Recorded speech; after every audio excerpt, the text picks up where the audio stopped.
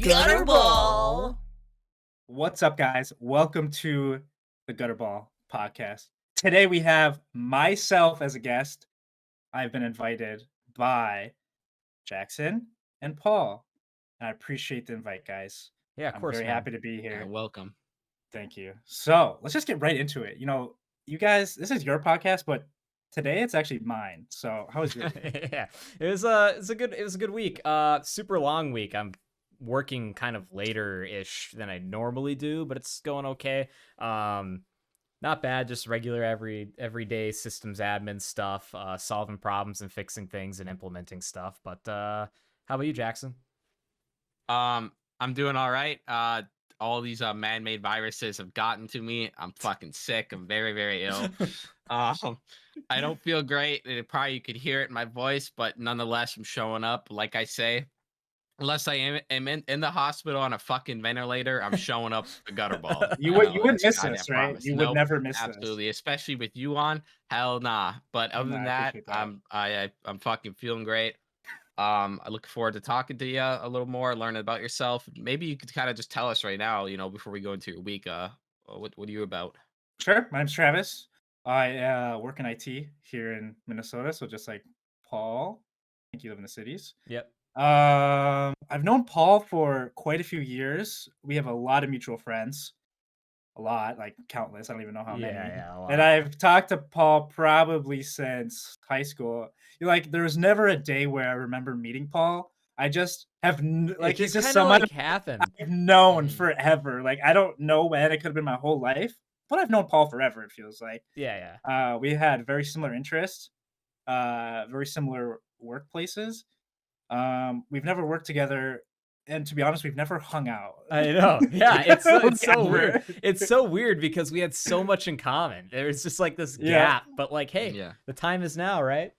Yep, 100%. Yep. So I saw Jack on your podcast last week.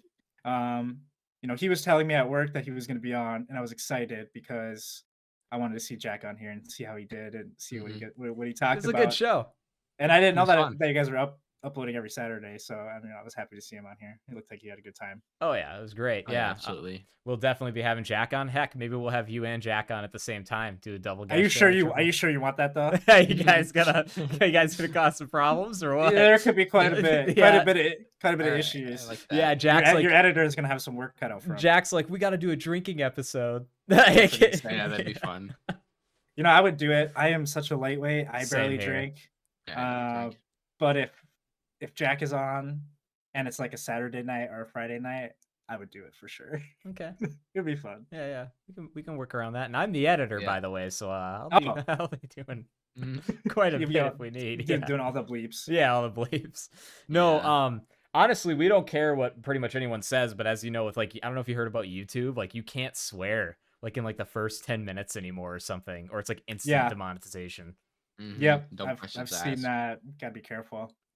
Didn't you swear already in this episode though, Jackson? So it sounds like no, we're definitely no, it's all right though. We're not getting monetized anyway. So. Yeah. You will be monetized someday, I promise. We will get monetized, and also too, if I need to bleep it, I believe it. Yeah. I don't know. They're being pretty strict though. They're literally like, if it's any indication of swearing, no. I saw that. They've been getting a lot more strict. What bothers me the most about that is not that they're enforcing these things, that they're just dropping it without any notice, and it's also affecting everybody's previous uploads from like years ago. Yep. They'll get taken down. If you had a video from like 10 years ago, had 1 million views, and you swore in it, it's gone. Like you can't make money off it anymore. See you later. Yeah, no, I actually saw something on Twitch the other day. I watch Twitch every once in a while, but I saw the stream title was GTA 5 PG-13 only, so I can get monetized. And I'm like, how does that work if you're playing GTA 5, but you still keep it PG-13? And this guy was sitting there playing the game, not swearing anything. Meanwhile, he's killing hookers, stabbing people. It doesn't matter. It doesn't make any sense, I guess the violent games are all right, but God forbid you sweared. It's ridiculous. The double standard. That's the YouTube. They just own such a huge market share. They can just do whatever the hell they want. Yeah, absolutely. It's their competition. Part of me thinks it's due to the uprise of TikTok, because TikTok is extremely strict. Like Yeah. I think like it's swearing they're really like hard on, like worse than YouTube. Like yeah, like even if there's like a pocket knife in it or something, or like any threat of violence or anything, it's like immediately taken down. I don't know what algorithm or AI they're using to like vet those things, but like I tested it and like it gets taken down literally immediately. Yeah, when I was uploading motorcycle content, there was a lot of times where I would upload something and they'd flag it as dangerous acts or something like that, and it would just get removed. And then I would cut maybe like a little bit off of the start of the video or the end of the video, re-upload it, and it would be just fine. So I don't know what is going on over there. It doesn't make any sense. TikTok's weird. You also don't make much money. Yeah. No, absolutely. That. Like the monetization there is terrible. Million of views was like $10. It was not good. I heard Facebook isn't bad, and Facebook, I mean, I'm sure as you know, has like one of the best marketing algorithms there like is. Like it's like one of the it's top notch. Like I think that's kind of why Gutterball in general, our reels do extremely well on there. I mean, very rarely do we have a reel on there like tank. I'm talking like less than 100 views. If it gets 1,000 or more, that's fine by me for a growing like channel. So like, what do you think about Rumble? Have you heard about Rumble at all? I have not. What's that? It's like an alternative platform where you can upload your content. And they're a publicly traded company, and they seem to not be as strict as YouTube. So if you hear of like Steve Will Do It from the Nelk Boys was removed from YouTube, he started uploading all of his content on Rumble after the CEO reached out to him and said, hey, you can upload your stuff here, you can do live streams, you can do everything you can on YouTube. And that platform has grown a lot. It's a little different than YouTube. It seems like you can get a lot more freedom. So for those people who have a little bit more aggressive content like him, it'd be a perfect place. I'm always interested in a new place to upload content to. So check it out. We'll definitely we'll jot that down for sure, because I mean, I'm sure you've heard us talk about, we don't plan on only doing the cast. Like we plan on doing like sketch comedy eventually. I did hear that. And stuff like that. And it's just a matter of like buying equipment, man. You know how expensive like a camera setup is, and like getting some correct lighting, and everything is so damn expensive. I know, but like once we get like at least one camera, a few street mics and stuff, I mean, we can do a lot with just that. Who cares about the correct lighting? But if we ever do like studio style, like we want to do sketch comedy, I kind of want it to look nice. But we do have like a couple ideas and stuff written down, but just like time will tell, right? It isn't going to happen overnight, but it's no, definitely not. Did you want to do like reviews kind of stuff, or literally just like sketches, or sketch comedy, street interviews, like maybe like Jackson street interviews? Maybe Jackson and I, maybe Jackson and I travel and do street interviews, or go to like some event and just record, vlog our whole time there. Let's go to like Comic-Con and dress up as bowling pins and interview people. Dude, but like we paint ourselves white and put the red stripes, like it's just completely like. How about this? You two do that, and I'll be your camera guy, and then camera audio guy, and then we can do that. That'd be fun, that would be really fun. That'd be really fun. Dude, they actually brought Comic-Con to the cities again this last year. Was it with Wizard World? I did not go, and the only reason why I didn't is because I wanted to meet Brendan Fraser. And then he dropped out like a week before they opened. Like he couldn't make it. Yeah. Brendan Fraser was going to be there, and I was going to get the meet and greet package and all that shit. But then I was like, no, I just like don't want to go. So yeah. But it's really just walking around seeing shit that you shouldn't buy. But, like, shit that I probably can't afford. But it looks cool. Exactly. Yeah. I mean, I have the fucking. Where is that fucking thing? I got the Keyblade back there. Oh, you can't even see it. Oh, yeah, you totally did buy that. The Keyblade. I have a Sora. Like, you know what? I'll just grab this. I have to pull it out. Please. Yeah, I'm saying. Let's see it. How you hyped it up. You got to see it. Yeah. I think it's pretty sick. From Kingdom Hearts, dude. I don't know if you ever played those games, but this thing is, you could fucking hurt somebody with this. This is fucking metal. Yeah, so that's a deadly weapon that you have. That is a deadly weapon. Like, if somebody like broke into my house, they ain't getting a Louisville Slugger, man. They're getting fucking keyed, dude. Like, we're pulling out video game items. I got one. Oh yeah, you got one now. What do you got? I don't get shit. This in the height. God damn it. This in the height of Fallout 4. I had my dad build this for me, and it is real saw blade on a back. Fallout 4 has. Yeah. So this will fuck you. This will fuck you up like a keyblade. So it's a video game. That is more dangerous than mine. Yeah, that's a saw blade shit. That's a legit deadly weapon. Oh yeah. Didn't you have barbed wire wrapped around it too? I did have barbed wire for a long time. Yeah. Okay. This is the funniest shit ever, dude. I asked my dad, I'm like, should I just make my own barbed wire? And he's like, no, I'll just buy you real barbed wire. And he did. And I just wrapped it around there. And it was sick. So cool. So cool prop. Your dad, our dad builds you a deadly weapon. That's great. Yeah, I feel like honestly, if you get caught like that, you might get charged. I don't know. 100%. No, like I was looking at that thing. Yeah, you're gonna get charged. I'm getting pulled over, and the cop's like, "Do you have any weapons in your car?" And you're like, "No." He shines his flashlight into the back seat, and he sees that. Yeah, it's all right. Get the hell out of the car right now, dude. Like, what is that? Like, if you were to cosplay with that at Comic-Con, you would have to you would have to take a grinder and cut those sharp edges off the fucking the blades. They wouldn't let you in there. Hell no. Yeah. They get strict with like the guns too. You have to have orange chips and shit like that. Yeah, they look at you until you get the hell out right now.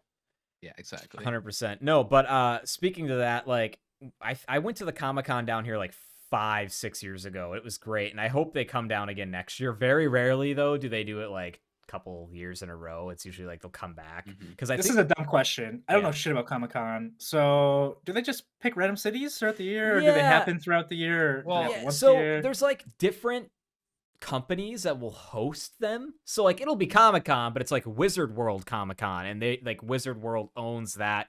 They're like the traveling kind they're of the Comic-Con. traveling Comic-Con. But like real ass Comic-Con, like is usually in like LA, San Francisco, San Diego.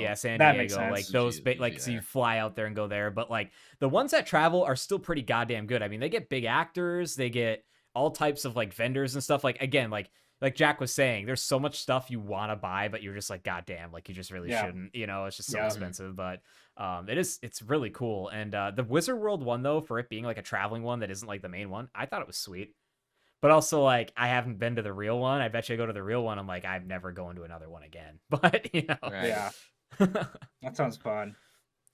But so maybe we'll just jump into some topics here. So Travis, you know that you worked at T-Mobile right above where I was working at a Cricket, which is a cell carrier. So let's back up. Yeah. So I that was actually when I worked at Sprint. Oh, you're at Sprint. That's what it was. It wasn't T-Mobile. It was Sprint. Right. It was Sprint. So it was Sprint, but it's a T-Mobile right now. So it actually it did change. But yeah, so I worked at Sprint for, I don't know, 8 months. Yeah, it was all right. You know, I got hired to fix phones. And then a couple of months later, they're like, your position is being terminated. But if you'd like to be a sales rep, you can. And I didn't like dealing with people. Like, I didn't think I'd be very good. But I gave it a shot. I didn't want to get a different job. So that's what I did. And I don't know how I knew you worked at Cricket, but I think it's because we were sending Snapchats to each other. Yeah. Like literally it'd be like every morning or something, like we'd work, like every once in a while I'd snap you like me flipping off the Sprint store, and then you would snap back you flipping off the Cricket store. It was so fucking funny. Right. That's right. And then I would just send you like videos like, hey man, Sprint's better than Cricket. Yeah. So because did Caleb or somebody that I knew also work there with you at Sprint? Craig worked there with you, and like you would send videos of you guys just like fucking around in there, and I just send videos like because it would be so dead at Cricket, and I'm sure probably equally as dead as at Sprint because like no one fucking goes to a phone store middle of the day really on a weekday. Who had Sprint? Literally nobody. Yeah, no. We had to lie sometimes to get sales. Like it was bad. Like the district managers would be like, you know, if they might have service, sell it anyways. But if they don't, just, you know, be like, yeah, you might not, but still try and sell it. And then we'll take the return. It's like, okay, dude, I'm not just going to tell the person they have service. Yeah. Clearly don't. It's Sprint. If the wind blows the wrong way or there's a tree that grew too high, you're not going to get service. Yeah.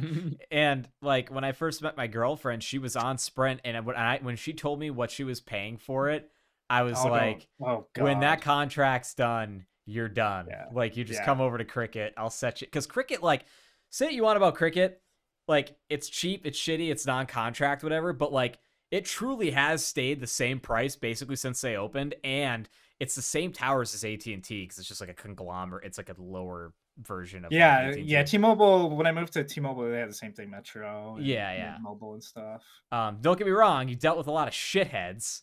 Oh my! I cannot believe the people that come into phone stores that are just crying, yelling, and it's at the end of the day, we just sell phones, man. We're not like we're not police officers, you know. We're not here to we're phone sales reps. Don't yell at me, dude. Like, Yeah. and it's crazy. I've had a customer assault my manager with a pen, like literally take a pen, was like on her. Good God. Dude, Yeah, I had this guy come in one time at Cricket. He's like, "You sold me this phone last week and set me up, and I want a new number because somebody else has this number." And I'm like, "Explain to me like what Yeah. you mean by that." Hmm. And I'm like, "Numbers are recycled. It's not like you just get like." He's like, "Run the thing and get me a new number." I'm like, "That's not how it works. You have to pay for that, dude." He's like, "Well, I don't Yeah. want to pay. I want a number that's not been used before." I'm like, I can't just like put in number that's not been used before, dude." And what his problem was is he was going to Sam's Club and he wanted to sign up, but somebody for however like used that number to sign up before, and they like so wouldn't he's let him. getting Yes. random text messages. Yeah, and they wouldn't let him sign. Like they wouldn't let him like Oh, I remove it or see. whatever because it wasn't his name. Oh, it's hooked up to like another account. Yeah. Yeah. And he was fucking furious. And then at the end, like he was in there for straight up 4 fucking hours, dude. Like would not leave me alone. Eventually, I went in the back. I called my area manager. I'm like, "Can I just like?" Because I think a number change was like $25 or something like that. I'm like, "Can I just do this for free?" He's like, "Yeah, like get that fucking guy out of there." So I did it. Yeah. But like, holy shit, dude. Like I had to explain to him, like, "Dude, that's not like how it works though." He's like, "Just run the thing." I'm like, "Stop telling me to run the thing. That's not how it works." Like, yeah. Same thing with T-Mobile. Yep. And I had like these 2 twins that would come in, and they were like some white trash kids that would dress up all gangster like, and they come in and just scabs all over their face. Like they were using heavy drugs. I could tell. It was sad because their mom would come in and you could tell she was an enabler. Not that she was on drugs, but she'd come in, she'd buy them a phone. Next week later, she'd come in with them. "Oh, he lost his phone." Buys him another phone. Comes in a month later. Probably just selling it. Yeah, he's selling it or trading it for shit. Or he's not losing it. And it's just like they kept doing that. And then the one time they came in and he was tweaking real bad. One of them, he just straight up like starts putting speakers in his fucking like backpack, like off the shelf. And I'm just like calling the police, like, because he's just like not listening to me. Like there are some did he try to walk out? Yeah. There are some like real shitheads that go into phone stores, like people out there that don't understand. Like it is just like, it's wild because you would never think like phone store, like really? It gets crazy at phone stores. I think people really underestimate the people that go into phone stores and the situations that happen. Did your supervisors ever tell you to not interfere with someone stealing anything? They did. They did after that incident. Yeah, because we had cameras or whatever, and.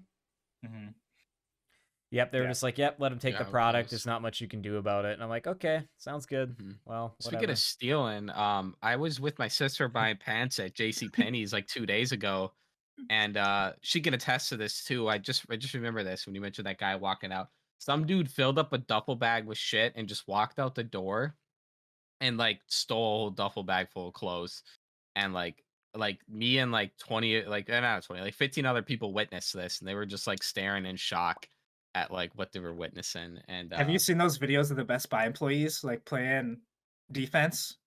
Oh, I think so. Oh, yeah. right, Like they try to like stop people, people. Stop people from going. That's what you got to be doing, bud. Right. No, it's not my business. But the cashier didn't give a fuck, dude. But he's not paid enough for that shit. Yeah, fuck no. That alarm was so quiet, bro. I'm like, there ain't nobody coming for that shit, dude. If you were like 20 feet away from it, you couldn't hear it. It was that fucking dim. So that was pretty funny. And I was kind of sitting at the cashier, like, why didn't I just walk out with my stuff? So you should have. Yeah, honestly, we weren't doing anything that day, I guess. So Sprint got swallowed by T-Mobile, right? Yeah, they did. So that was about the last 6 months of my time at T-Mobile, was listening and hearing news about the transition. So I don't know. Ever since I started, there's always rumors of the merge happening, but it was never really concrete for a couple of months. Yeah. And, you know, I had mixed feelings about it. I worked at Sprint already. I didn't like the systems. I didn't know what it was going to look like, how I was going to help Sprint customers. It was there's a lot of unknowns. And T-Mobile really kept us out of the loop on a lot of stuff until it was like go time. And it was go time when the merge happened. I mean, things would happen so fast. They sent us all the Sprint POS systems, you know, and the Sprint POS systems are terrible. They're literally POSs.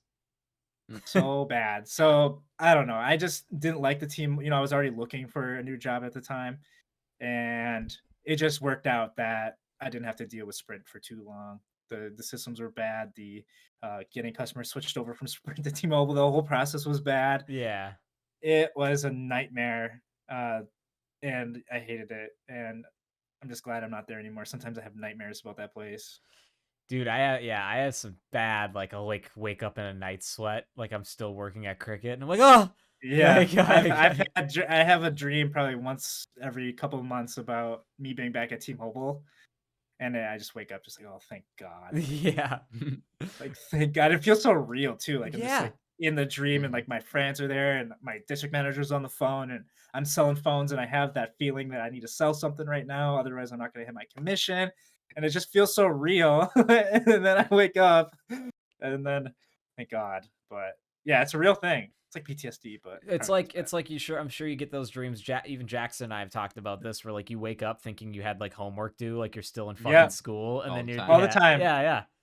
But I always have one where I'm looking for my locker, or I'm or you forget your locker combination. Locker combination is an absolute classic. Yeah. I think everyone in this world has high school forget combination lock dream. There's gotta be some form of like mental, like somebody out there is like, we got to break that down, is like abuse in some way. Another one, it's searching for where the classrooms are. That's another one. Yeah, like you don't know where to go. I'm gonna be late. Oh no, my trapper keeper, all my stuff's falling out of it. Shit, I'm fucking slipping on my biology. Why do we all have the same dreams like that? It is creepy. It's also like how when people like overdose on Benadryl and they see the Hat Man, like, why is that a common occurrence? Dude, I have been reading about that recently, actually, and it's very weird, and I want to know more about it and why that happens. Yeah, because it's like they see the same thing. Like, how is that possible? Yeah, that every person can see the same thing. Everyone should have a different experience, even if it's the same drug. Like, I don't get that. I feel like people have different. Yeah, go ahead, Jackson. Or you can go to South America and you could like smoke this like really heavy psychedelic. I can't remember what it was called, but then you can go up to the ridge and you could see aliens, but like groups of hundreds of people will all see the same shit, and it's like, how does that work? You know, that sounds like DMT. Weird? Yeah, it was no, it's not DMT, but it's something like that. It's got to be like peyote or some fucking jungle shit. Like, you know, I don't know. I can just hear Joe Rogan in the background. Yeah, Joe Rogan talks about that. Yeah. So you ever tried peyote? Yeah. It's like, so tell me about your experience on peyote. Because didn't he try it? Didn't he? Oh yeah. He's done like everything, right? 100%. Everything. Hey, dude, he goes into that fucking deep cyberspace sleep when he's fucking freezes, you know, and he goes in that isolation thing and hallucinates and shit. That shit's bad for you, man. A deprivation chamber? Yeah, he goes in there. Chambers. Get out of there, Joe. He's dropping acid and going into a sleep deprivation chamber or some shit. Wait, he actually does that? I don't. Yeah. I think he goes into there. I don't think he drops acid. I don't think he's that cool. He probably does. We could be the first podcast that does that. Let's do that live, Paul. Well, what about me, man? Yeah. All right, done. Yeah, we'll put a camera in the sleep deprivation chambers. Yeah. Oh my God. This can be done. Yeah. Hey, I gotta tell you this crazy story from T-Mobile though. Hell yeah. While I got it. I had a customer come in, right? Yeah. He comes in, you know, he doesn't have service on his phone. And I'm like, okay, it's kind of weird. Like, he's like, yeah, I had service, and then my number got ported, and I'm like, okay, how is that possible? Like, did you port your number? He's like, no, I never ported it. So I'm looking at his account, and I opened it up, and sure enough, his number was ported out. And I was on Reddit, I think that day or the day before, on our T-Mobile or something, and someone said that they had their number ported out. One of the comments was, did you have Coinbase on your phone? And there's people are having their numbers ported who have Coinbase. And so I asked the guy, did you have Coinbase on your phone? He's like, yeah, why? I'm like, I think someone's trying to steal your money, because somebody was able to port his number out of his line onto a different account and steal his Bitcoin from his Coinbase account. What? So it gets even crazier. Vice News did an article about this. Okay. And I was reading about it, and it's very interesting to me. Like, why is this a thing? Why is T-Mobile security so bad? So I reached out to the reporter, and I told them, hey, like, I had this customer that came in, and Let me back up too. I also had an Instagram message. A hacker actually messaged me and asked to change SIM cards on customers' numbers. So he said, "I'll pay you $100 in Bitcoin for every number that you change on a customer's account to an ICCID, which is like the SIM card Holy number." shit! So it was like a ring. It was a ring, Jesus. dude. So this is a whole thing. So there was a whole hacker ring that were trying to convert T-Mobile employees into their hacker ring. And just like any system, everything is documented. Yeah, So if I changed a SIM card, there's an electronic paper trail. it's all there. Like Mm-hmm. it's an instant fire, obviously. Yeah. Like for $100, am I gonna get fired? No. So I toyed with the idea a little bit, just like talking to the guy, like asking, like, can I get the price up? He went to $200, never did it. And then I reached out to a Vice News journalist, and I talked to him for a while about it because T-Mobile wasn't changing anything, right? Yeah. So I've had all these customers, and it wasn't just the guys. All these customers were getting their numbers ported out of their phone. They were getting their money stolen, and T-Mobile wasn't doing anything about it. So I went to Vice News, and he wrote an article, and he cited me with an alias name on vicenews.com. No shit, huh? How do you go about reaching out to a Vice So journalist? on the article, there's like a link or like a Telegram app. Oh, You can see. add him on Okay. Telegram, and you have to prove who you are, right? So I had to Right. get on a Skype call with him. I had to show him proof that I work at T-Mobile. Yeah, it was a really crazy experience. Talking to this guy, talking to a journalist, Yeah. basically, kind of ratting out my employer, and I told him like, hey, obviously don't use my name because I work here. Yeah. Yeah. Of course. Yeah, it was great. I gotta send you the article. I can't remember what the alias name is, but it was pretty funny. Okay. I'll have to And, check and, that then, out. and then after that, by the way, T-Mobile started using better security.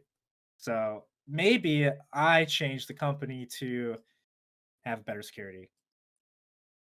Hopefully, yeah. I'd like to say so because Yeah. customer service was just porting numbers out, giving account numbers and PIN numbers out without asking more questions. Yeah, that's horrible. What the hell? Can't be doing that. Yeah, it's people's money, people's. Super shitty. Imagine you just lose your number. And oh, by the way, your Bitcoin's gone too. Don't forget. Oh my gosh.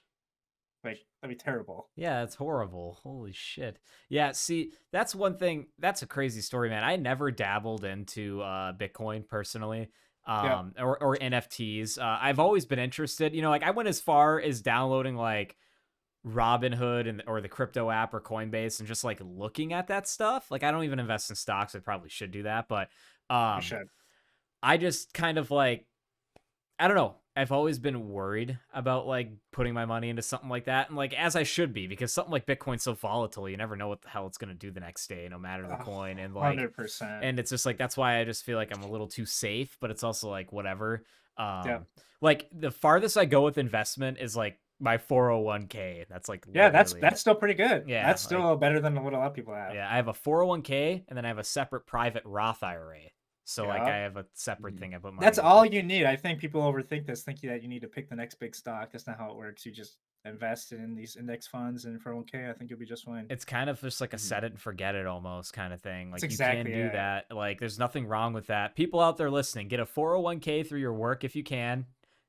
It's free money. Yeah, I got do that, their yeah. if your employer matches, great, because my employer does. And then also start a private Roth IRA and do pre-tax. So put money in, it gets taxes off it immediately, and have that separate. So have like two separate things, and I just put like money off each check. Obviously goes into both of those, and I just have like two separate funds. That's the way. Yeah, but it's so worth it. I started my 401k with my employer as well, and it's been great. S&P 500. I love when it's down, because that means eventually it's gonna go back up. So yeah, exactly. Because I think I'm sure you encountered a recent dip here in like the fall time, right? I remember I went and looked at my account and I'm like, yeah, and then I'm like, yeah, and then I was like, oh, it's going right back up. Okay. Yeah, I was like, okay, I'm down like 20%. It was like 25%. I'm like, oh, there goes like part of my money. Yep, that's cool. Yeah, that's. I'm never gonna retire now. I think the worst thing about that shit is like kind of like what happened to my dad, like. The company he worked for when he was younger. So he worked at a company from like, I don't know, 17, 18, all the way up till he was like in his mid 30s. And that company, like literally a few years before he was going to retire, went bankrupt. So like they slashed like everybody's like 401ks nearly directly in half, if not more. And it kind of Terrible. screwed him. He had to work more. And I'm like, God damn, that's just like horrible. Like Mhm. that's what That's I a worry nightmare. about. Cause like think about it like where you're working now. I mean, like I know for a fact maybe my company might not be around, but like if anything, it's gonna get bought out because like we're just consistently growing. But Is it like a startup? kind of. So I will say that there's about 500 people there, and when I started 2 years ago, there was like I was like employee number 230 something. And 500? That's a lot. yeah. Seems like a lot. Yeah. Well, we're just like it's like we're double. We hired 249 people in the last year alone. Like that's insane. HR is busy as hell there. Oh, same with IT. Yeah. Who do you think's Holy. setting shit up and integrating it? You know. Oh, you're doing other permissions and stuff. Yeah. So like Yeah. when I started there, I was a system tech. I was doing laptop imaging. I was setting up user accounts, whatever, for like new hires. In the last year or two, I've been kind of moving away from that, and we just hired another IT guy. So we have like two other guys that kind of deal with that stuff now. But now I'm kind of getting into the higher level, like network admin style stuff, security. Like my degree is in network administration and cybersecurity. Yeah. So like I do a little bit of security implementation stuff. And you're probably wondering like why I never went into security, dude. I kind of was actually. It's not my cup of tea, man. I don't really Why? like it's good What's money. the difference? Here's the deal: is you literally eat, sleep, and breathing it, man. Like Yeah. to get the money like people say they get from like doing security. Don't get me wrong, like sales or whatever it is, or actually implementation of it, or being like on a SOC, like a security operations center team. You got to eat, sleep, and breathe it, man. You're literally like when you get home, you're keeping up on the latest and greatest like Yeah, that's true. vulnerabilities, CVEs that are coming out constantly, like what your clients are dealing with. If you work at like some type of SOC where you're dealing with a bunch of clients, and like I wanted a work-life balance, and I saw more systems admin, network admin as a role where I could get more of that, and that's kind of why where I'm at now. Now, don't get me wrong, I could always pivot back to security, but like, dude, I've already been out of school for 2.5, almost 3 years now, and it's like I've already need to catch up. Like, there's so much shit I need to catch up on that has like come out. Yeah. And it's just like I read about the latest breaches and just kind of look into that stuff, but I mean, we outsource security. I mean, like, we have a SOC that just filters our like runs our logs, and they just let us know if this needs to be fixed, and one of us fixes it, you know, or implements it or whatever we need to do. But I don't know. That's just personally me. I know Ricky and Jack are going into security, and I think they'll like it. And they have a good mindset going into it, because their mindset. What did Jack say? Well, I think Ricky said this, but Jack agrees with it. And it's basically like, if you guys are ended up being really good at cybersecurity, go into the private sector, make money. If you guys are bad at your jobs, go work for the government. And that's what like a majority of people end up doing in cybersecurity. I mean, they're gonna get hired regardless. Yeah. I mean, well, what do they say? We're down like 3.5 million, more than that, like in jobs for security, and like it would literally take everybody in school now to like switch to security, and we still wouldn't have enough people or something. Like that's kind of crazy to think about, because like we just can't compete with other countries, man. Like it's consistent, like in terms of cyber attacks and just breaches and just like I mean, like you go to freaking China, man, and they're and they're driving around F-150s with different logos on them because and now don't get me wrong, there are different types of cybersecurity stuff. There's, you know, social engineering attacks, all types of shit like that, right? Like it can be broken down. It's like an umbrella of shit. But like I think what I remember is like they hacked, or one of the guys that worked at Ford, like take this with a grain of salt because I'm probably not on this, but he was like a designer at Ford. They hacked him, or he either quit the company and went to go work for a Chinese company, and he just like offloaded all the blueprints for like the latest F-150, like stole everything and gave it to them. And now they're just like, China's just making the same thing. Exactly. Cheaper. Because they didn't have to invest in research and development. That's where they get you. They steal your stuff, like your blueprints, whatever you're doing, and then they don't need to spend any of that money that the original people invested in research and development to make the thing, where they actually had to like have prototypes. Oh, this doesn't work, we need to fix this, and spend money to make it, you know? Because like people don't understand that. They don't just like, now, we know cars now, the basic engineering, how they work, trucks, whatever, but they don't just go like, and then like have a new one. It's a month long, if not year process, a couple of years, like of a bunch of dudes, electrical engineers, mechanical engineers designing these things. And then like, oh yeah, China will just like, oh, that's mine. And now I already know how to make it. I have the blueprints. I know it works. I'm just going to bring this to like these factory workers or whatever and get the machinery for it. And then they just make it. Like, it's kind of crazy. Crazy to think about. I don't know. China scares me, man. Like China is scary. It's scary. What did Jack say? Didn't Jack say something about China too? Or no, Apple. Apple's also See, scary.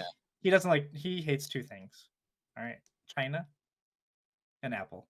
If you have suicide nets outside your workers' buildings, there's a problem. Yeah, that is so true. That's really messed up. And, and at the end of the day, it's because their government regulations are terrible. They're horrible. For labor. Tyranny. It's disgusting. Yeah, fuck China. Beautiful country, but like, man, like, I don't want to go over there. See, I want to go over there someday to visit, but sometimes I worry about going to foreign countries. Terrifying.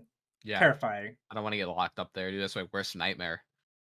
Dude, imagine getting locked up in like Russia or like North Korea or like, no, terrible. It's so bad, dude. Like, have you ever seen that reporter guy go to North Korea where he actually got? I was just thinking about that. Yeah, and then like a couple of them. He's taking pictures of the statue, and if you don't do it the right way, like they'll freak the fuck out. Yeah, or was it the guy who tried to steal a sign of the president, and then they arrested him? And I thought he did like successfully steal it, and he got caught with it. I think he did that, which is against the law there. So he should not have done that. However, it is absolutely terrible that he died because of North Korea. Took him in prison just for stealing a sign. Yep. And he was sent back to the United States in like a vegetative state. He was fucked up. Yeah, I forgot about that. That was really fucked up. And I think about that every time I hear about like people traveling to like Russia or like China or places that just are, just like places that you just don't know what's gonna happen or the laws and stuff like that. The closest like I would go is like Thailand seems pretty cool. Like Thailand's dope. Like I think Thailand is like a pretty cool country, and then like maybe Japan. I go to Japan. They hate us. They still hate us. They hate everybody. They might. I think you'd still have a good time. Yeah, I think you'd be fine. You have a good time. Yeah.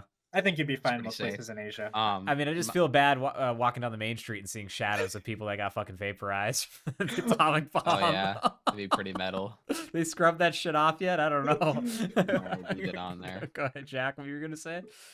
One of my coworkers, his dad's a pilot, so he's been all around the country. And he's just naming off countries that I haven't even thought about going, like Madrid. Oh and, yeah, like, parts of Spain and shit. I want to go over there. That'd be cool. Is that sick over there? Awesome. You said you liked it. Yeah, man. I've been to like Spain, Germany, Czech Republic. I've been to Africa, Israel. I know you traveled a lot. Doesn't your family travel a lot, or did they? Yeah, my entire family is actually traveling right now. My dad actually moved to Puerto Rico. Rico. My brother moved to Czech Republic. He lives in Prague. And then my mom is in a couple days leaving for South America for 3 months. So I'll be chilling here all alone. How come your dad moved out to Puerto Rico, and how come your brother moved to the Czech? Just like there was business opportunities, or what? No, not really. My dad was a cop for a while, and he retired, and so he's just chilling. Right, yeah. He doesn't have much going on. He doesn't need to work, so he sold his house here, and me and him visited Puerto Rico 3 or 4 times together before. I remember seeing those pictures and stuff. Yeah, it looks sick. Yeah, so we went to a lot of different condos, a lot of different random houses, and just trying to find stuff that was decently priced on the beach, something that he could hang out with, and kind of just have a new home. And we found a place. It was very good price, and it's since doubled in value since he got it. And I think he purchased it like 4 years ago. And he's been there ever since. So he does come back for the summer sometimes, but you will not find him here during the winter, if you can believe that or not. It gets super warm there always. The coldest ever recorded day in San Juan is 64 degrees Fahrenheit. Holy shit. Crazy. Interesting. Imagine. That would be very nice. That would be very nice. Yes, it very would. Nice. Yeah. Damn. So like, would you ever want to move out of the country, or are you gonna stay up north where you're at? Or that's a good question. I've been to a lot of different places, and I've moved to Colorado. I lived there for 8 months. I've been to a bunch of different places, and right now I like being where I'm at. My brother lives in Prague, and he just did it because he just likes traveling and likes being in Europe. Yeah, he likes Germany's really close. Getting around in Europe is easy. He got a job doing sales for a software company that does mobile forensics. So you can just like generate PDF documents on phones and stuff, documents that you take to court. Yeah. And so would I move? Maybe. As of right now, no, because I love my job and I love just the setup here that I have. That's good. See, So, man, yeah. I'm still toying. So, like, with my job, like, I'm not fully remote. You know, I'm hybrid. Like, when I started there as a Yeah. systems tech, I had to be there Monday through Friday. Like, that was just Yep. like, yeah. And so, like, now that I'm like systems admin as I climb the ladder, like, and obviously now is not the time to buy a house, right? But my plan is that within the next couple of years, like, if I'm still at where I'm at, is to leverage, like, hey, because every other like department and stuff at where I work has the option of being entirely fully remote. And Yeah. so, like, I've considered, like, my girlfriend and I are like, oh, we really want to move somewhere warm. Like, maybe we'll just move to a southern state. But then it's also like, well, we kind of also want to be back where my family is. And if I'd be closer to Jackson, the podcast and like the show would be easier.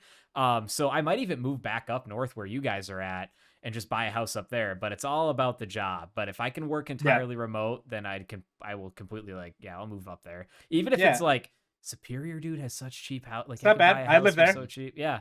I live there. You could buy, like, I want like I want a house out in Gene Duluth, but that ain't happening. That's expensive. But like out in the country of South Range Superior, I wouldn't mind. Yeah, no, Superior's not bad at all. I lived in Superior for I don't know, I think like 8 months. Yeah. And the rent was cheap, it was like $500 for the rent. It was just 700 square feet apartment. I think it's cheaper there because the taxes are a lot cheaper. Yeah. But it's not bad.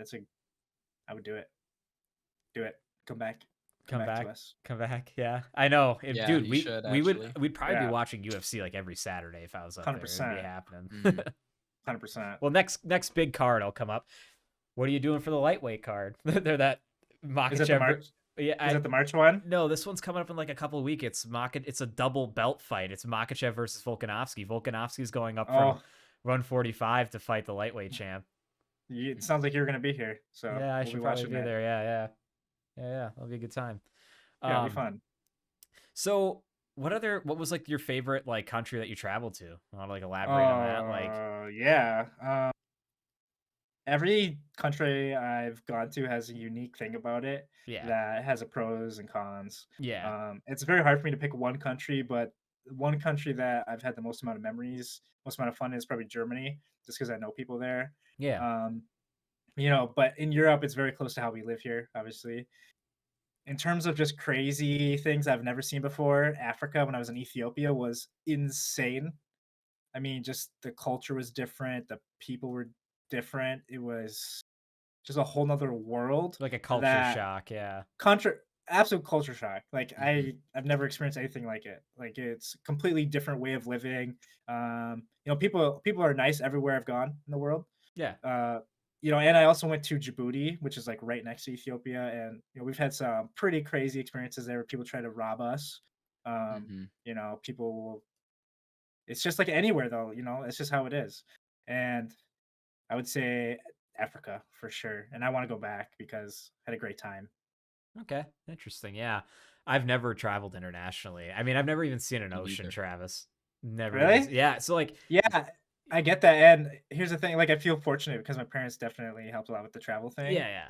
And so, you know, I'm very, very, very, very grateful for that because if that wasn't a thing, I don't think I would have either. You know what I mean? Yeah, like the reason why just because like we grew up 6 brothers, 1 sister, so our parents weren't fucking traveling anywhere. Not at all. Yeah, I like, don't think we went fucking anywhere. I don't blame them.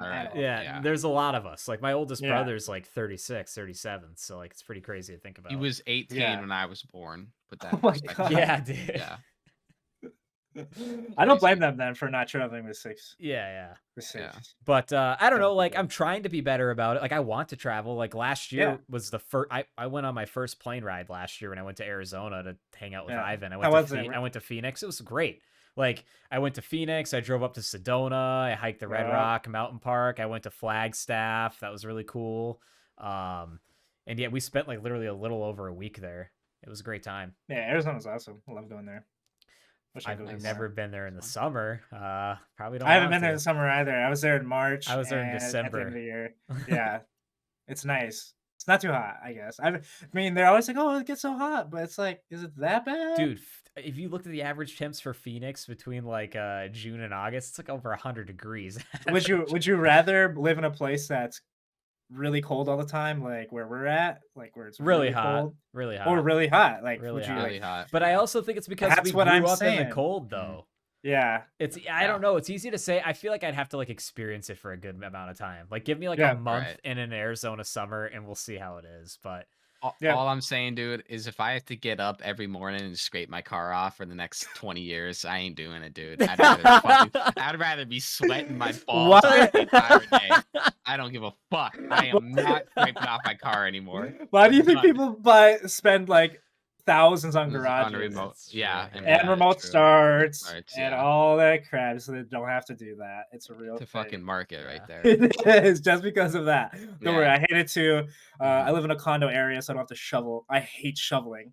It's the worst Yeah, thing in the fuck that. world, and I also hate that. So Are you condo. are you renting right now currently then? yeah, I am. Yeah, Yeah. you do. I'm assuming you're kind of waiting for the market to drop too, huh? That's what sucks Yep. for like people like you, me, Ricky, and like people like our age. Is like I was literally like ready to jump on a house, and then the fucking pandemic hit, and then the housing market got so crazy. garbage, and I was like, do I wait? Do I buy? And now it's seeming like, do I just buy because like it's not getting any better? But I it's think like, you might just have to pull the trigger at this point. Yeah, I mean, if you need to stack more cash, do it until you can. Yeah, so like, well, the thing is like now it's like 3-4 years ago I would have been able to just get a house, but now my down payment that I had is not extremely sufficient, so I got to save up a little more, I think. Like, Yep. but that's Yeah, okay. the interest rates are going a little higher. Yep. I don't know what's gonna happen. My older brother that owns real estate, he owns like college rental houses and a few things like that. He's just like, dude, he's like, it's just going to be like this and it's just going to get worse and worse. And he said eventually, like, the only people that are going to own homes in the United States are people that inherit them from their family. Like, it isn't going to be like normal people. That's a good point, actually. He's like, normal it people. is. He's like, I hate to say it, man. And he doesn't mean to sound like a dick. I know when he says this because it sounds harsh, but he's like, normal people aren't going to be able to own homes. It's all going to be owned by these big, large conglomerates or people that own a bunch of property. And the only people that are ever going to own the chance of owning a home is going to be inheriting it from their family. And that is literally it. Like, there is nothing else you can do. World economic reform. In 2030, you'll own nothing and you'll be happy about it. That is their plan. Yeah, you're going to be renting for the rest of your life. Don't you worry. Oh, God, yeah. I think we're at, like, the point where, like, we got to buy within, like, the next 10 years or we're fucked. Like, honestly. I think we have to, and I would rather do it as quick as possible, too, just to get that, the mortgage down and eventually, have a lot of equity. Yeah. I think that would be a great, but it's hard. And I need to save a lot more money before I do any housing events. Same here, because like what people don't think about is not only like the down payment, like property taxes, utilities, all that stuff. But what people don't think about is you always got that new used home owner like, oh, when was this last replaced on the house? Oh, we've been here for a month. We just bought it. Water heater's out. Oh, we bought it and like now this broke. And it's just like you got to have that extra money to fix shit. Like, yep, and that's why there's pros and cons to renting. Yeah. And buying, because I rent and anything goes wrong here, I'm covered. Yep, exactly. But if you could buy it.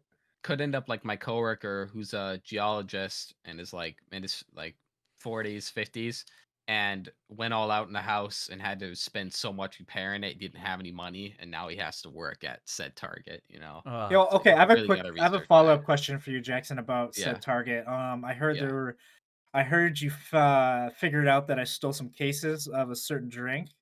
Did you ever end up catching the person that stole all those cases of Prime? Because I've been drinking a lot of Prime for free recently. All right, man. I'm gonna go fucking head of security right now. He's a friend of mine. I'm just kidding. I don't give a fuck. Yeah, I steal there every day. I'm just kidding. I do. How is it possible to steal that many cases of Prime out of your inventory? I don't know, dude. Little like thing. Oh, they're cases of drinks. Yeah, I think it's like a pallet, dude. Like, I think it came back with like one of the fucking vendors was new and like didn't log it right or some shit, and it was just him being. Oh, okay. I've heard one before too. He didn't log it. When I was at T-Mobile, didn't do inventory log right either. Right, like, okay, I get it, man. What happened to these 10 iPhones? They were just here. They came in this morning. Yeah. What the fuck? I don't know. Funny world. Things just go missing. Yeah.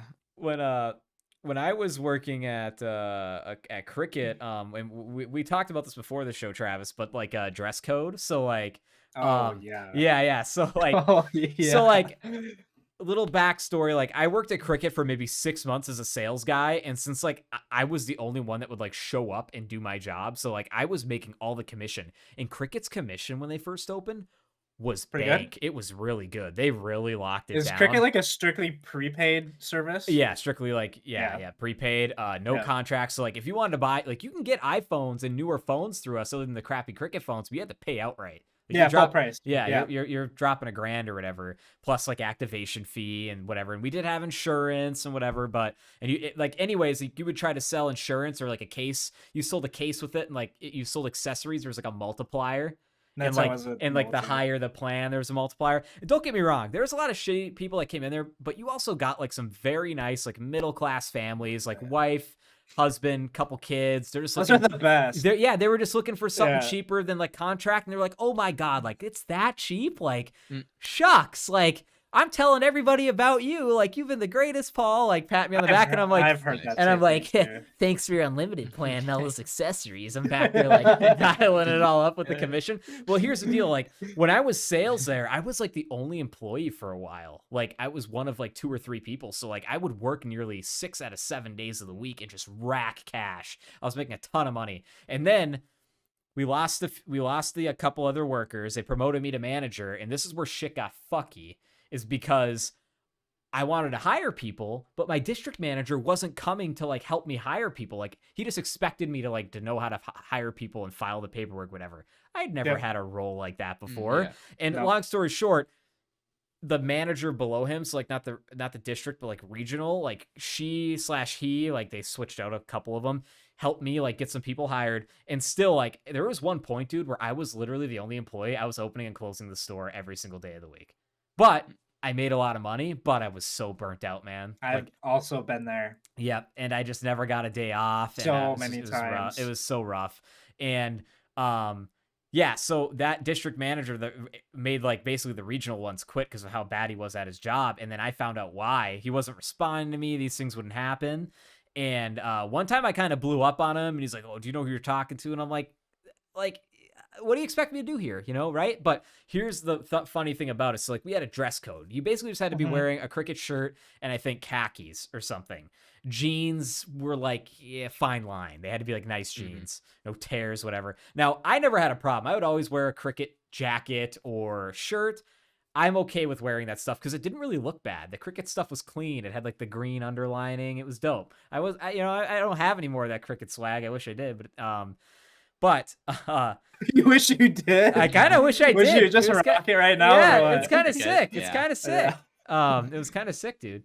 But with that being said, I had a few workers that wouldn't follow it, and I enforced it. Kind of. I was like, "Yo, man, just like at least wear the shirt." And I'd get them to wear a shirt, but they would not wear khakis. Just wearing like fucking Nike basketball shorts and like a Cricket shirt and selling phones. That's super bad. Yeah, it's bad. Yeah. And I was just like, whatever. And then trust me, I tried to enforce it as much as I could, but also like I didn't want people to quit because I didn't want to work all the fucking time.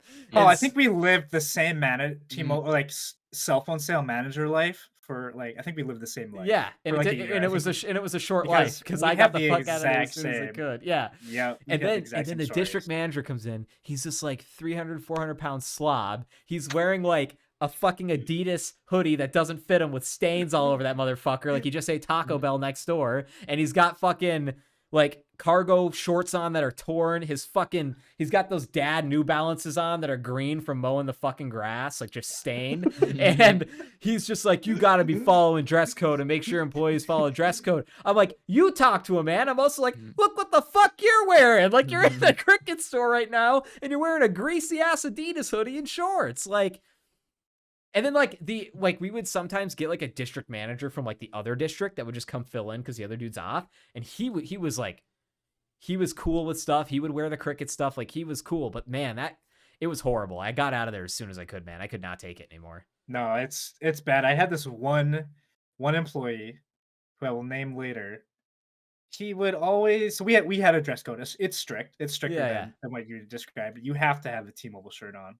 every time you come to work. Yeah. Or a T-Mobile jacket. And we have an approved list of attire. It's a PDF of things you can wear. Like, it's, it's strict. Yeah. And I had this one employee who would only come in with khakis. And we have a strict dress code. It's black jeans or dark jeans with black shoes, like tennis shoes of some sort. Yeah. No like white shoe. I mean, it's white, gray, magenta, or black, right? Yeah. So it's just the normal colors. Nothing crazy. And then dark jeans. Okay. No khakis. Okay.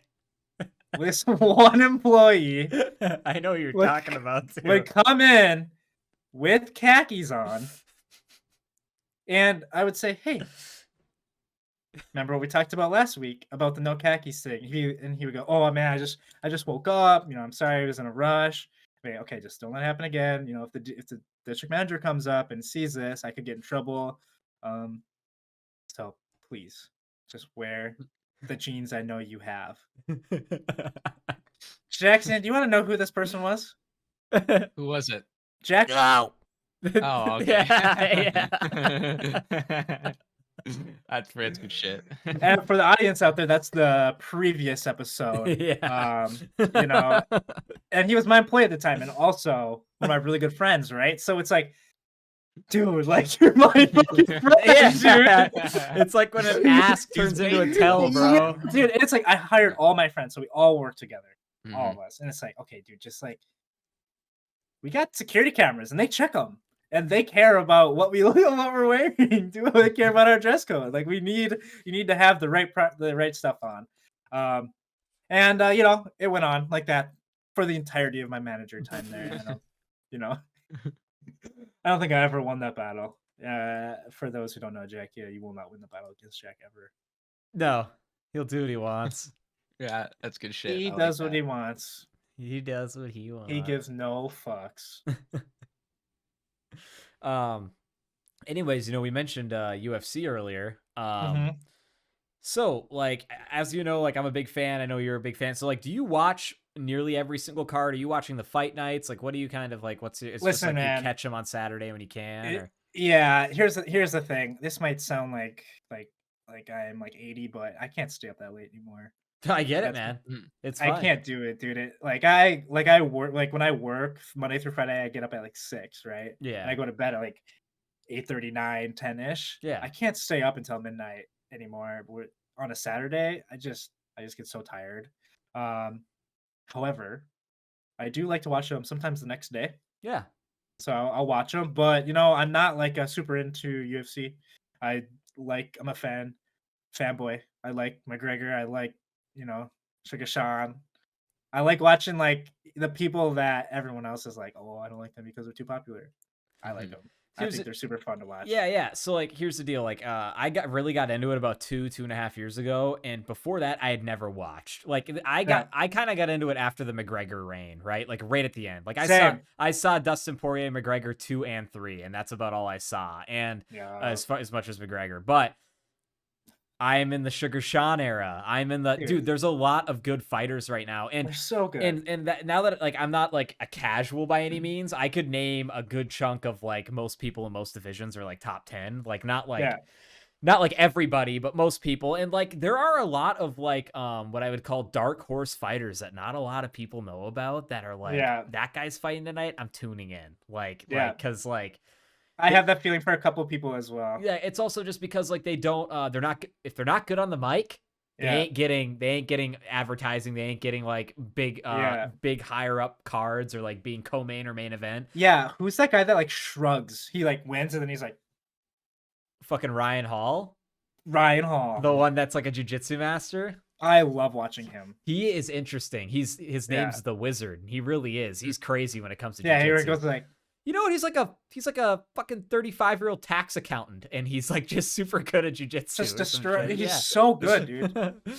I love watching him. And Sugar Sean is except great for too. when like I don't know, Ryan Hall got caught by somebody last year. He got knocked the fuck out. I gotta watch it. Yeah, like he keeps trying to roll into you, grab your leg, and then some guy just hammers the shit out of him. He's the guy that like lays on his back and then just lays there like the whole time. And see, like here's the deal. I'm all for, like, people are like, oh, like grappling's boring, wrestling's boring.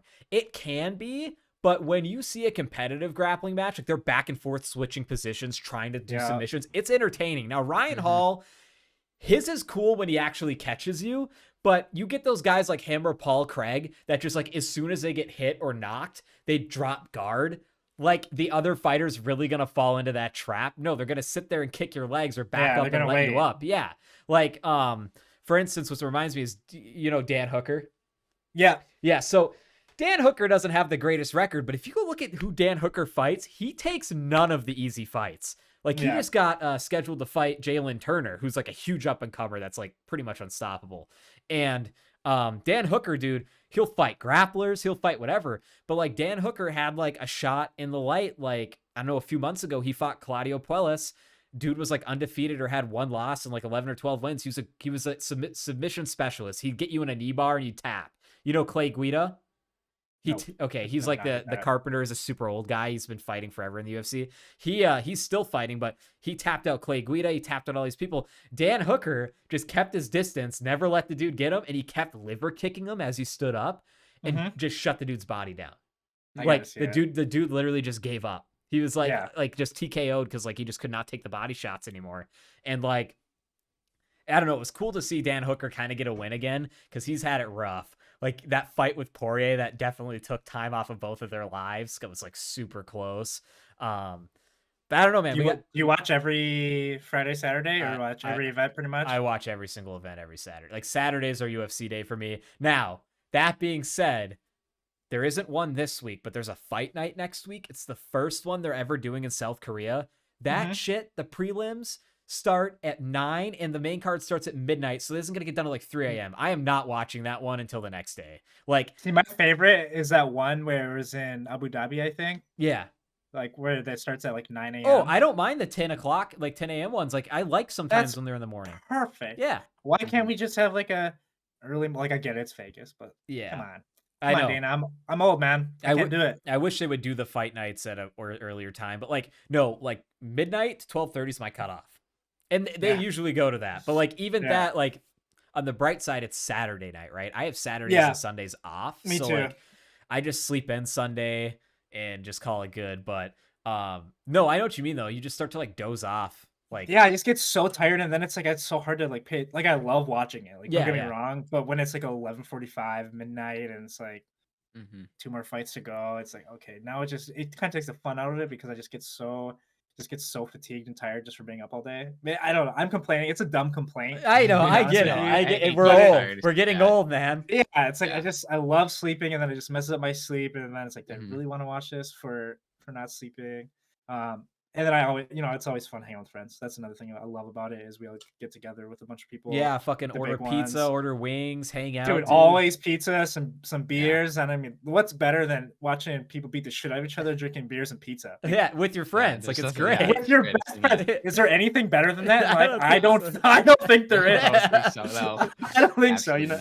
And so that's another aspect of UFC that I love. Yeah. Who is your favorite fighter of all time?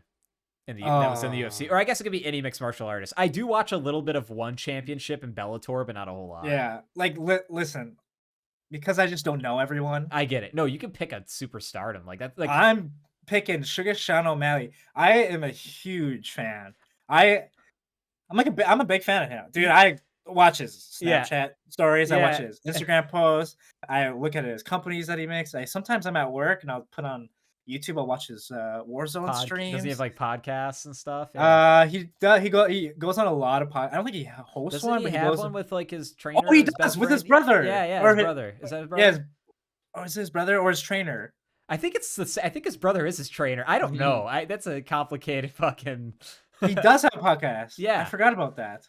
Check it out. Yeah, I've seen it a couple times. Yeah, it's like with the desk thing. Yeah, I know this. Why? I totally forgot. Yeah. No, that's a completely respectable choice. He's a huge up-and-comer. He's great on the mic. What people don't like about him is he's cocky. But honestly, man, the way I look at it, at first I didn't like him either, but then he kind of grew on me. And the way I look at it is like, you have to be able to back it up, and he does. Yeah, dude. I mean, he will knock you the fuck out. Like, sell these fights. He is so good, and like I mean, his last fight was so controversial. And I Peter Yan, right?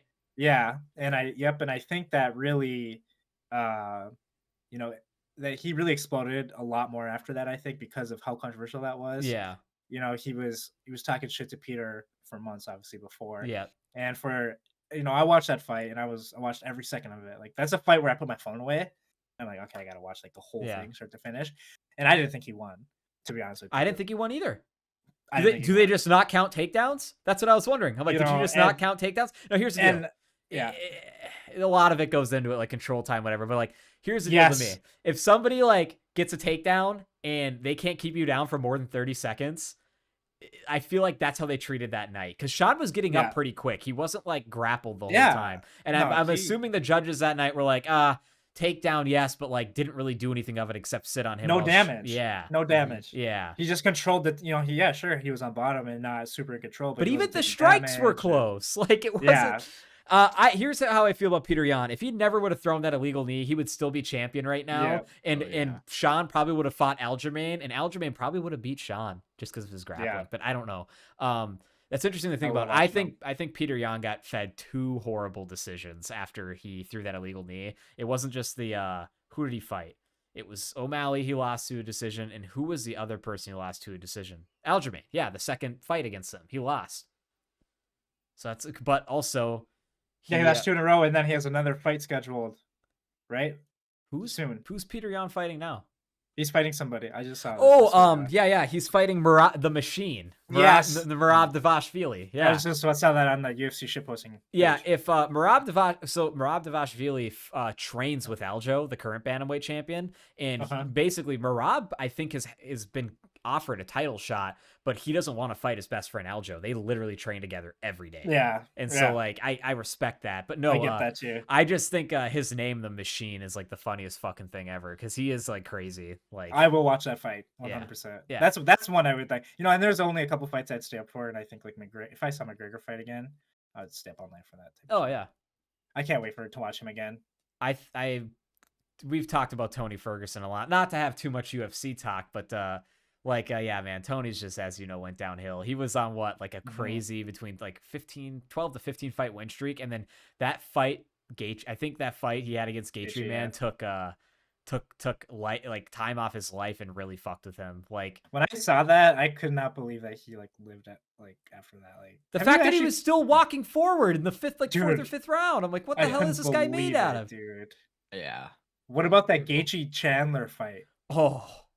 Man, do you ever just rewatch that fight? I rewatch a lot of fights. Dude, even though I love Tony, I rewatch that Gaethje fight because Tony wobbled Gaethje and had him hurt a couple times in that fight. 100%. Like that could have gone either way. Like there's that still shot until, well, here's the deal. It could have went either way until the 3rd round when Trevor Whitman, Gaethje's coach, was like, dial it back. Stop trying to take his head off. Take 10 to 20% off your shots and you'll land. And that's what he started doing. He started stop throwing haymakers and was actually fucking landing on Tony. And Tony was just blocking it with his face. Like, but dude, that was fun. That uppercut. Have you ever thought about how crazy UFC is? It is crazy. Like, why do people do that? To be able to do that shit. Yeah, dude. Like, have you ever just like looked at UFC and been like, what the fuck is happening right now? Like, why are people beating the shit out of each other? And getting concussions, getting injured is like, I'm sure, like all the time. Oh yeah, obviously. It's like training camp injuries, all types of shit. And you fights with injuries. And you ask people like Sean O'Malley, like, hey, why did you sign up to start doing MMA? And he's, I just want to get laid. Like, yeah, that's what he said. It's like, okay, yeah, you have a girlfriend, man. He's like, well, it doesn't matter. I'm still getting laid. Yeah, he's married now. Yeah, it's like, what the dude? I don't get it. I could never just walk into it. It's a different mentality. It really is. Like I never have it. Even I do box, but I don't even have that mentality. I don't want to. I don't like hitting people. Even when I spar, I don't like hitting people. It just feels bad. I feel shitty about it. I can't say whether I like it or not because I never have yet. I'm gonna punch you right in the face. I've been training boxing. No, you want to go? No. How have you trained any? No, I don't train. Wrestling. I work out. Just work out. Just lift weights. It's actually built like a gym at my house. Dude, that's sick. I'm super jealous. I wish I could do that. I'm in an apartment, so. Yeah, I love it, dude. So I have like a big, like kind of big basement, and I bought. I think it's like 500 square feet. I measured. Nice. I let my friends know that any of them are allowed to come by. And there's only one friend that does, John Guitar. John Guitar. You know John? Shit. That's right. Yeah, he was here earlier. have you guys ever talked about me before? Yes, we talked about you today. Really? Yeah, dude. I grew up with John. John and I were like best friends when we were younger, dude. Like, that's awesome. Super close. I talk to John all the time.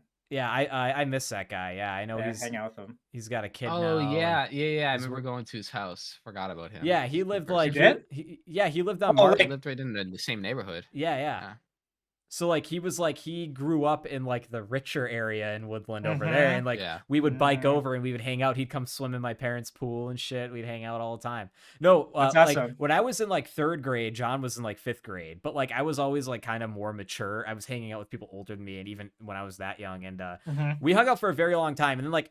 You know how it goes, right? You get into like high school, people kind of separate, grow up. Oh yeah, so like we didn't talk to each other for a while, but we're still like on great terms. Like I never had a problem with John. He's awesome. He's super chill. I hang out with him pretty much every weekend.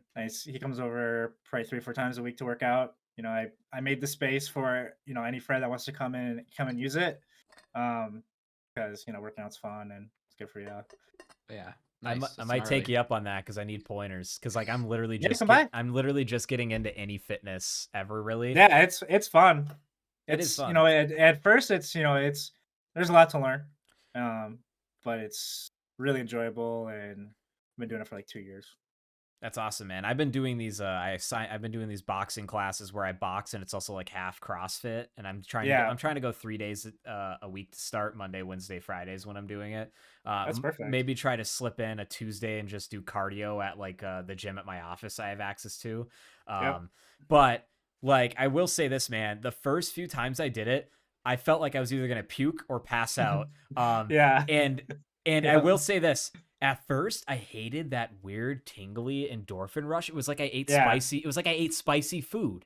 And at first I was like, and I was like, what is this? Like, I hate this. But like now it's like, I look forward to that on Monday, Wednesday, Friday. And I'm only like 2-3 weeks. I'm in like my 3rd week. And that's what I look forward to. I look forward to like, oh man, I can't wait to go to boxing class and get that weird tingly feeling. Cause like, I love it. It's fucking weird. You have to find something to enjoy about it. Otherwise it's just gonna become a chore. I hate running, but I still try and do it like once or twice a week. Oh dude, I hate because I feel great after. Dude, it's like the worst thing in the world.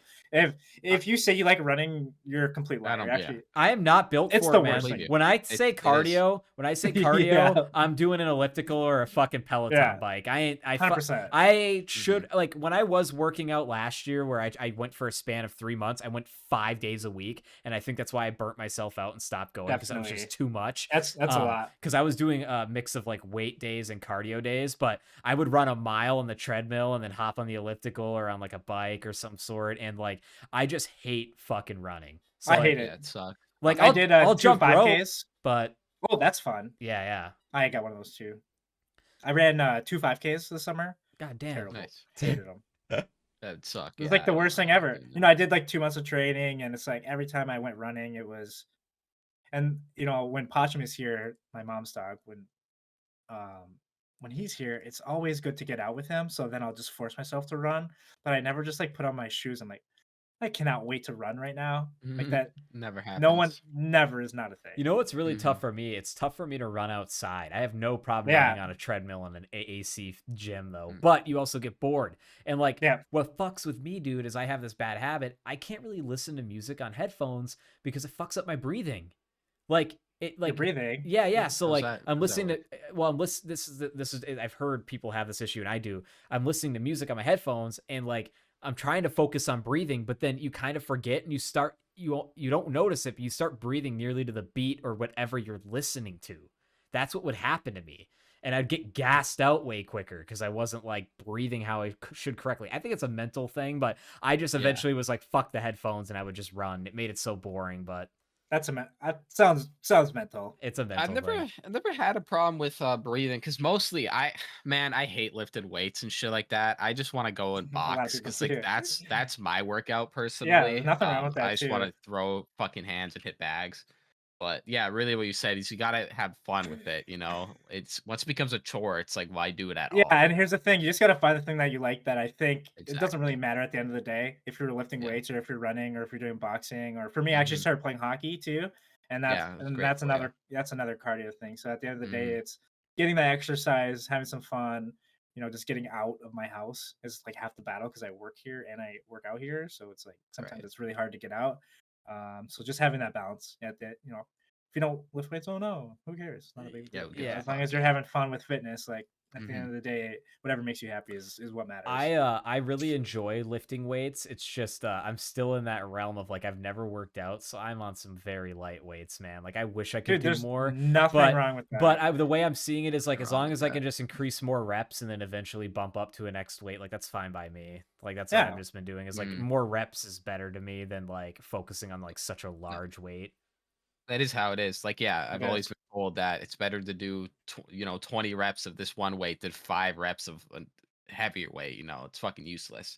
Yeah, I'd say the biggest thing is making sure that you have just good form, just so you don't get injured. Yeah, and that's the thing too, is like the trainer, because it's a class, the trainer will like help you when he can, but it's not like all the time. So like I guess I'm just not confident yet, but I feel like as I go, like he even gave me a few pointers yesterday because I was fucking is up. Is this that boxing? Yeah. So like the way it works is like you do 10 3-minute rounds and you switch sides twice. So like for 3 rounds you're on the bags, 3 rounds you're over on the weight side / like body, whatever you're doing, squats or fucking like curls, whatever it is. They have a bunch of different things you do, and like the trainer leads you through like it's like boxing CrossFit is like how I'd say it is. It's like boxing mixed with CrossFit. That sounds fun. It's called Rumble Boxing. They just opened up across from where I work, which is why I signed up. It is fun, but they also don't have like a ring or anything, like, because you get a lot of your experience from sparring, and it's not like I ever want to fight people, but like Jackson's been boxing for a while. My buddy Nick coaches. So like when I come up north here in like the next 3 months, I'm going to have them like teach me some lessons, because by that, I mean like probably knock me on my ass. Yeah, so I don't do something fucking stupid. Yeah.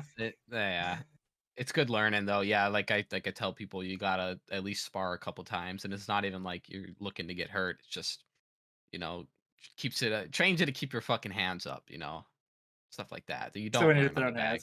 Right. Yeah. And I honestly have been like, I only have the gloves, but I've been thinking about if I spar with you, Jack, I'm gonna invest in like headgear or something. Yeah, even if we go to Jungle Boys, he has that, so we'll be good to go. Okay. Yeah, he'd be cool. You don't give a fuck. Yeah. No, but Travis, have you ever considered learning, like doing jujitsu or like doing Muay Thai or boxing or something at some point? I've thought about it. I got invited to do jujitsu or BJJ. Yeah. And I haven't yet because I'm having surgery on Monday on my wrist. Oh shit, man. Yeah, so it's just like it'll be fine. It's just a little cyst that needs to get taken care of. I just have like tendonitis. Oh yeah, I got bad carpal tunnel. Yeah, just from computer stuff for sure. And I just haven't. I don't think I will. I really like playing hockey and working out. I think those two things are like my thing. Yeah.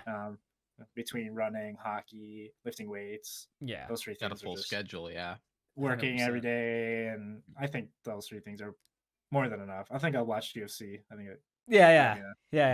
We've watched a lot of tape. Like when the trainer asked me on my first day, he's like, "So you never boxed or worked out or anything?" I'm like, "No, but I've seen a lot of tape." That's like what I told him. Like I literally have watched a lot of tape, man. Of like people. Have you seen Have you seen the Justin Gaethje Chandler fight? Because like Gaethje. Oh yeah. That's what you gotta say. Yeah. I'm like Gaethje. Have you ever seen that fight? I'm like, I don't know if you've ever heard of him. The highlight, because literally everybody he fucking fights, there's a highlight reel knockout. Except obviously now that he's at the top, there are people on his level, right? Like you saw what Poirier did to him. Like He's a beast. Did you see that potentially Poirier versus Beneil Dariush is in the works? Saw your little poster in the chat. Yeah. But I don't know who the other guy is. Beneil Dariush, dude, he's a dark horse. He is a dark horse. Like, honestly, out of anybody in the lightweight division right now, I think that Beneil Dariush is the only person that maybe has a chance at beating Islam Makhachev. Little Khabib, yeah. His protege. Because he's got really good grappling and decent striking. Not make weight. No, he makes weight. It's Kazmat Chimaev. They all look, that's the dude. one. They're all Russian. And they all have chin They're strap all- beards. They all They're look all the same. fucking the same, I dude. know. They really I can't are. get- I know. God damn it. Khamzat Chimaev, he's interesting because like he's like screwing himself over by like not making weight, and like he should just fight in a higher weight class, and like nobody wants to fight him, which I get. And then like people call him out, and then he says no one calls him out. I know, yeah. How the fuck do you do that? Yeah. They're not Like, letting how's that him. a I don't thing? think they're gonna let him fight in that weight class anymore. Like, how is that a thing, dude? Like, you get paid. You all see how this big money, he is, though? Yeah. and you have all these trainers and nutritionists, and you're in a fight camp, and all this stuff is monitored. Like, I don't get that. Yeah. It really doesn't make sense. Yeah. That whole card where everything got switched around was real fishy to me. Like Tony ended up fighting Nate Diaz, and I'm kind of glad because that Asian man would have pieced up Tony. Okay, Tony would have gotten knocked out again. You know, God, the Chandler knockout on Tony. Oh, broke my heart. Kick. Yeah, dude. I was like, Tony, no, get up, fight back. He's just completely out. He was out. That was the only time Tony's ever been put out, dude. First time ever. I believe that. I've never seen anything like that. I have, because I just this last card, dude. Terrence McKinney got knocked out by that jumping knee. Jackson saw that. Yeah. Like you literally just like, that was I gotta watch that. Yeah. But It came out of nowhere. All right, I'll get out of fight talk and working out because we just keep talk. I can't stop talking about it. But Travis, is there any topics you wanted to bring up for us, or anything like you were thinking of that like maybe was on your mind? You know, nothing crazy right now. I think we pretty much covered everything. I know. It's we're already an hour and 20 minutes in. We can talk about a few more things though if you want. Yeah, go ahead. You got anything? Let's see here. How about okay, so I just watched this guy on YouTube. I think his name's Sam Reed or something. He's like a very low subscriber count, not a lot of views, but he did a documentary where he ate nothing but Taco Bell for 30 days to improve his health. And like there's a lot of rules to it. Like he could only eat and drink anything from Taco Bell. Okay, but did he count his calories? I think he did. He did. Yeah, he was counting calories and like, but he was also he tried everything on the menu. Mm-hmm. He did a side quest where 1 week he only ate vegan options, and like he went to the doctor before, after, and during. His blood pressure went up a little bit, obviously a lot of sodium. But what's crazy is he lost 4 pounds, and like all the scale thing he did was like better. Like he was like healthier somehow. And he because it's all about calories in, calories out. Yeah, so if he was active throughout the day and burn more calories, then he's gonna lose weight. Because no I matter think what he you said eat. he'd only work Exactly, I can't remember how much, but it was a limited amount of working out a week. So it wasn't, so I'm gonna have to watch it. That's an interesting one. I've heard of that. Yeah, it's like the opposite of Super Size Me. It's like it's a half an hour on YouTube, but I posted it in the lobby on Discord. You should watch it sometime. Check it out. Yeah, it's super interesting, and like he literally got the dietitian from Taco Bell on the documentary. Like the lady, serious? yeah. Because did you guys know that Taco Bell's like, I guess one of the healthiest fast food places you could eat? According to like all the other ones, like apparently it is, just for like how much calories there is and like in like portion sizes. I guess it's just like totally like fine. I don't know. I don't know either, because I feel like they just say that shit. But I mean, what else? I wouldn't be surprised. They got like 3 fucking ingredients. Like yeah, that's true. That's a good point. I guess it's not as like a crazy like huge double bacon cheeseburger with a large fry and a large Coke. That's like 40 to 50% of your daily sodium intake right there. Like, and then caloric intake. Total calories. Yeah. But no, it's super interesting. I think you guys should watch it. I found his document, and don't get me wrong, like there's a lot of variables when he did it, so people are going to be calling him out on this, and that. No experiment's going to be absolutely perfect, but he ate 3 meals a day, all from Taco Bell, and occasionally would go there like if he wanted a late night snack. Yeah. But yeah, it was you guys should definitely look it up. Yeah. Super Size Me was how long? fucked A up. month? A month again? 30 days. Would you get sick of it after like a week? He was getting sick. But the bright side is like he was literally like, the rule is he had to eat everything on the menu at least once and drink everything on the menu at least once. So like in Taco Bell, it's like the same 3 to 5 goddamn ingredients, just made in different ways with different shells and shit. But which place has the Doritos Locos Tacos? Because I want to get one Taco right Bell. now. Dude, God, after I watched this, so fucking good, dude. I don't get it. Every single one. I know. It's so good. I have to actually cut myself off from eating like that type of food because I have to. You have to. Yeah. Can't stop. I Like can't stop. the way I do it now is like if every couple weeks, if I was really good about working out or like doing whatever, then I'll be like, you know what, Treat I'm gonna have yourself. Taco Bell for lunch this week. Nothing You wrong know, with that. maybe a glass of whiskey tonight or something. Yeah. Like, you know, like Yeah, Those, no, 100%. Taco Bell have those little Cinnabon fucking things. yeah, dude. Oh, those are Doesn't so good, McDonald's dude. have that too? I don't know. I don't know. I But don't know if they have the same thing. They have a cinnamon roll type shit. But Yeah. no, The little Taco bites. Bell is like it's Yeah. these little circle cinnamon bites with like Oh, like Probably like cream cheese on the frosting. inside. Oh yeah, dude. So good. Do you remember when they partnered with DoorDash. they partnered with not Captain Crunch. They partnered with Fruit Oh, Loops and they yeah. made Fruit Loops once. Oh, what? I mean, dude, I Yeah, remember you giving dude, me they were one of those coated in the in like basement, cereal. dude. They're so Oh good. yeah. Oh yeah, I forgot about that. Oh Bring god. those back. I remember were people really were good. fucking furious when they got rid of the Mexican pizza. Everyone was like, "You fucking losers! Like you took away the best thing." If they Have ever you get, just- You fuck me. go ahead. I was just gonna say, have you just seen how like these fast food restaurants now have like a cult following? Like based on Yeah. like what you're kind of just saying Yeah. now, like 100%. people will live and die for their fast food restaurants. They will. Damn right. I think that happened with the food reviewers. They got Yeah. people watching those. I want to get channels report and of the shit. week on here. That'd be cool. that He's kid- a Never- lucrative man. The Never kid- watched food reviews. He's a dude. Report of the week. He's the arguably like OG. the most Yeah. popular. He's been doing it since he was like 13, dude.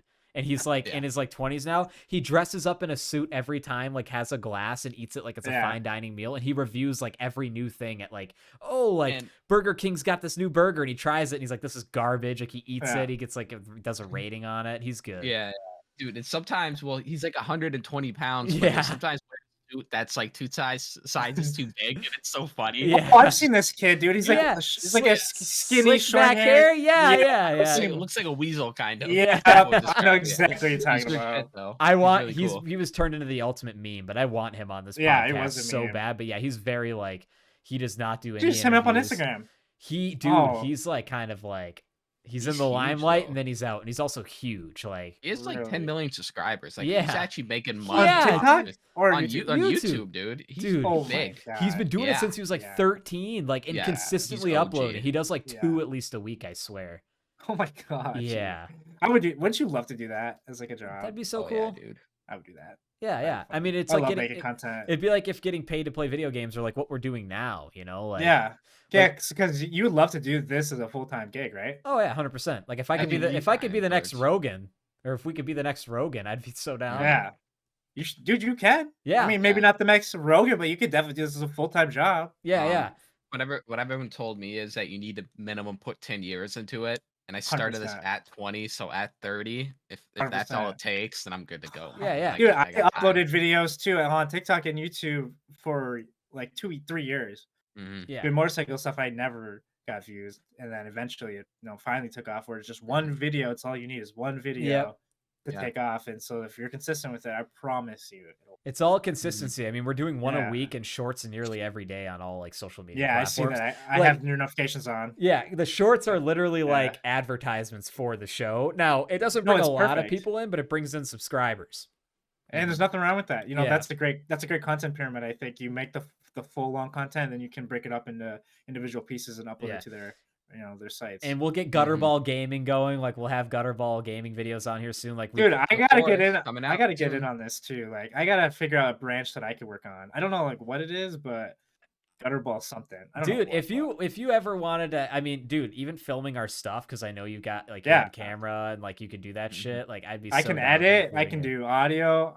I've used Premiere for thousands of hours. Oh yeah, you have more than me. So the Yeah. problem is like when I was making gaming videos back in the day, you knew I had like a YouTube channel and stuff. I did gaming stuff too. Who did? Yeah, I did. I was using Sony Vegas for the longest time. Mm. The I know you didn't longest pay time. for that. Oh hell no, no one paid for that shit back then. Oh, Like, no, no, dude. hell no, man. No, but then like as I got into this podcast, one of the biggest things I told Jack when we started this, I need to get an Adobe subscription and just get Premiere Yeah, Pro. did you get one? Yes, and Yeah, that's what we we use use for that. everything. I've been learning That's Premiere Pro. great. I use Adobe Animate's what I'm using to make the new animation. You know, we use I use Photoshop to Premiere do Pro all the every things. day, You know, almost. Yeah. I did graphic design in school, so I still had like all my skills from that class in high school. I love Adobe Creative Cloud, man. I just wish it didn't it wasn't so I hate the expensive. subscription. Yeah. I know subscription models really piss me off. Like, let us go back to where we can purchase it for like a couple $100, just leave it Yeah, at that. or at least like make like, for instance, if you just wanted Photoshop, you can get it, but it's like $30 a month. And it's like, really, at that point, then I'm just gonna get everything for because what's the 60. creative? What I was gonna say, the creative cloud's like $60 or Now, like 55 something. It's 60, but for I got it on like I think it was Father's Day last year. Hey, aren't you a student? Not anymore. I'm out of school. Oh, I'm sure you could still use the student discount. I don't know. For sure. Regardless, like on Father's Day, it was $40 for a month for a whole year, and that's what I'm on right now. So like I'm paying $40. That's a good deal. Yeah, that's decent. Yeah, but no, I know the student's like $25 or something crazy. I think I was able to get it to go, even though I'm not a student, through the student discount. See, they shut off my school email, so I can't. I don't remember how. I think I was able to use an email and then just like say I was at a certain school and it worked. Still have all my. If you really wanted to, I have friends in schools. I'll get their emails. So we'll be good. Just saying. Whatever. I'll pay Adobe their cut. Whatever they can. They don't deserve it. I know they don't. I'm just kidding, but like what I wish I had more experience in, and I will eventually over time, which is like After Effects. Because I wanna. What I'm learning about Animate is you do the core animation and animate, and any effects and stuff you want, you end up doing in After Effects or Premiere Pro. And so like with this animation I'm making, I have a lot of ideas. Like I'm halfway done with it, and I have a lot of ideas where I'm gonna have to bring it over into one of those programs because I want like flashing lights, and you can't really do that in Animate, but I think you can do it in After Effects and or Premiere Pro. So After Effects is great. It's like one of those programs with that I don't understand, so if I need to do something, I just go on YouTube Google and just do exactly how they do it, and it works every time. Yeah, and that's what I'm doing. Or like you play with it. The way you learn those programs, if you aren't taking a class, is you just play. Like just play. Like I literally, that's how I learned it. I literally had just found out like 3 to 4 like weeks ago that Adobe Photoshop, the newest version, has like an AI tool that will literally transfer faces for you without having to like grab it, cut it out, blend it, and make it look nice. And I'm like, oh my God, like the future's now. Like there's literally an AI built-in tool that does that. And so like Photoshop is great. Yeah, so it's just about like keeping up too. But yeah, you just go Google something, and sure enough, or like YouTube, sure enough, there's usually a new video out on that feature or a new way to do things. And that's what's great about those programs too. There's a million different ways you can do one thing. Like there isn't just like one right way. Sure, one might be better, one might take less time, but you're also learning things along the way, like how other tools work. Super great suite of programs, but expensive, but also like makes sense. There isn't anybody else out there with a suite of programs that integrates in the ecosystem as well as it does. Like that. They have a great ecosystem.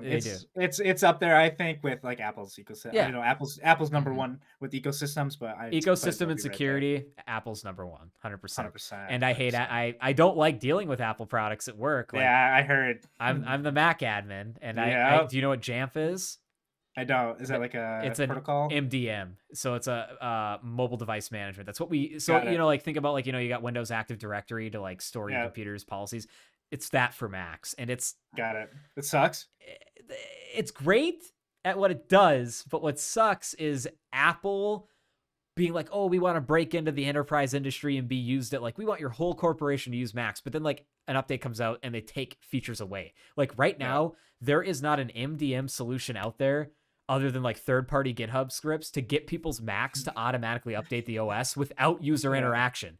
Like you're literally left like annoying people. Please update your goddamn Mac. Or why do you guys have to use Apple devices? Can't you just stick with because we have certain departments, creative departments and marketing departments that just want Macs, man. So we have like 40 or so Macs, and like the rest of the fleet, like 450s is laptops, like PCs.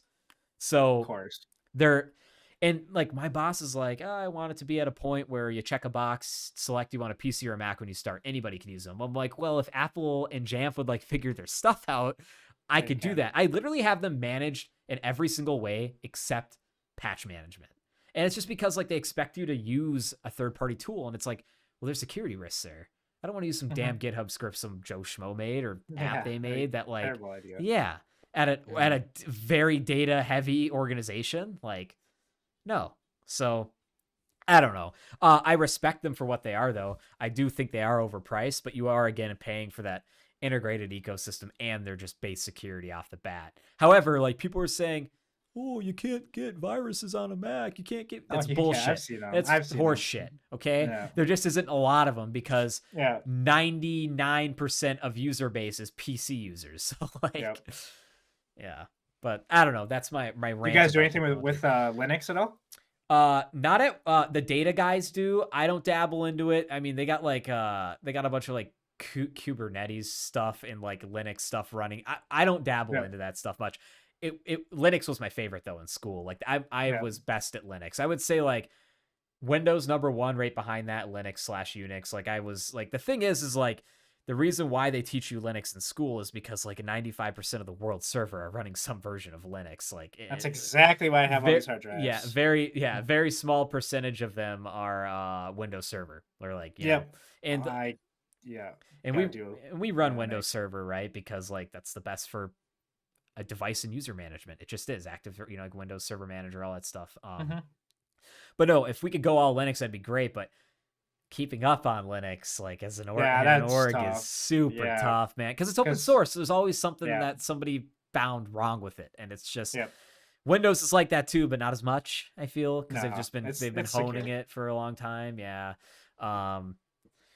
No, I love Linux. I honestly kind of like wish I wasn't worn out from IT all the time to like spend free time doing stuff with Linux things, but I'm lucky if I do anything other than like editing related or maybe play a video game, like you got to have those kind of burnt out on tech. Yeah, you got to have those outdoor activities, man, or you got to go like do other shit like right, this the reason why I'm having a hard time now, especially during the winter, is like because I can't go outside, man. I don't got a heated garage. Like it's like God, even if I just had a heated garage and a workbench to tinker on things, like because I like soldering stuff, like that stuff's fun, or like making little, or like editing, or like fixing consoles and stuff like that. And really into game cubes, as you can tell. Next Ted Kaczynski. You're in the fucking garage in the middle of winter soldering shit. What are you soldering there, Paul? What are you soldering? Oh, hey, nothing. Just a box.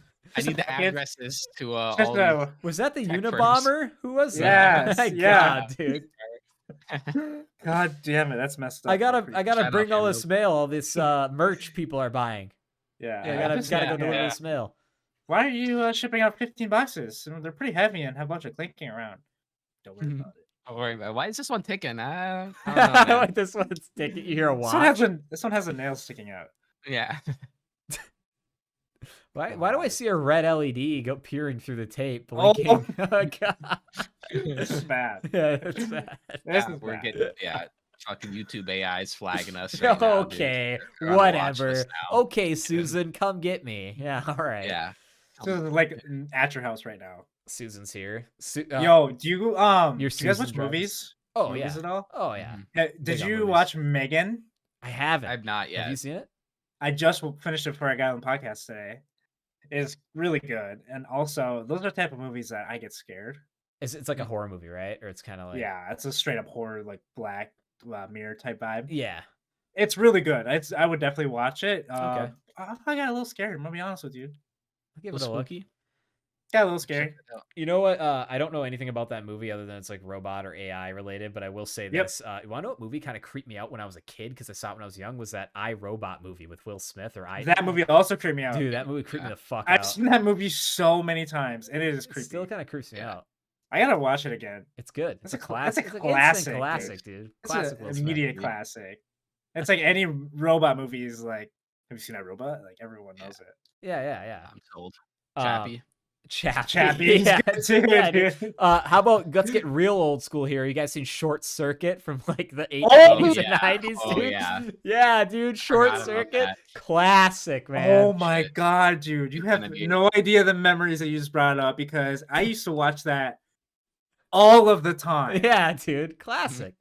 And honestly, for like I'm downloading it right now. Yeah. For a Disney or a Pixar movie, though, you want to know Wall-E. Wall-E isn't bad. I liked Wall-E. It was a really good film. Great movie. It was a very dark subject matter hidden inside a Disney film. Yeah, you go watch it as an adult and you're like, damn, this is dark. What the fuck? This is fucked up. Dude, all those friends are dead and like, it's like, what the fuck?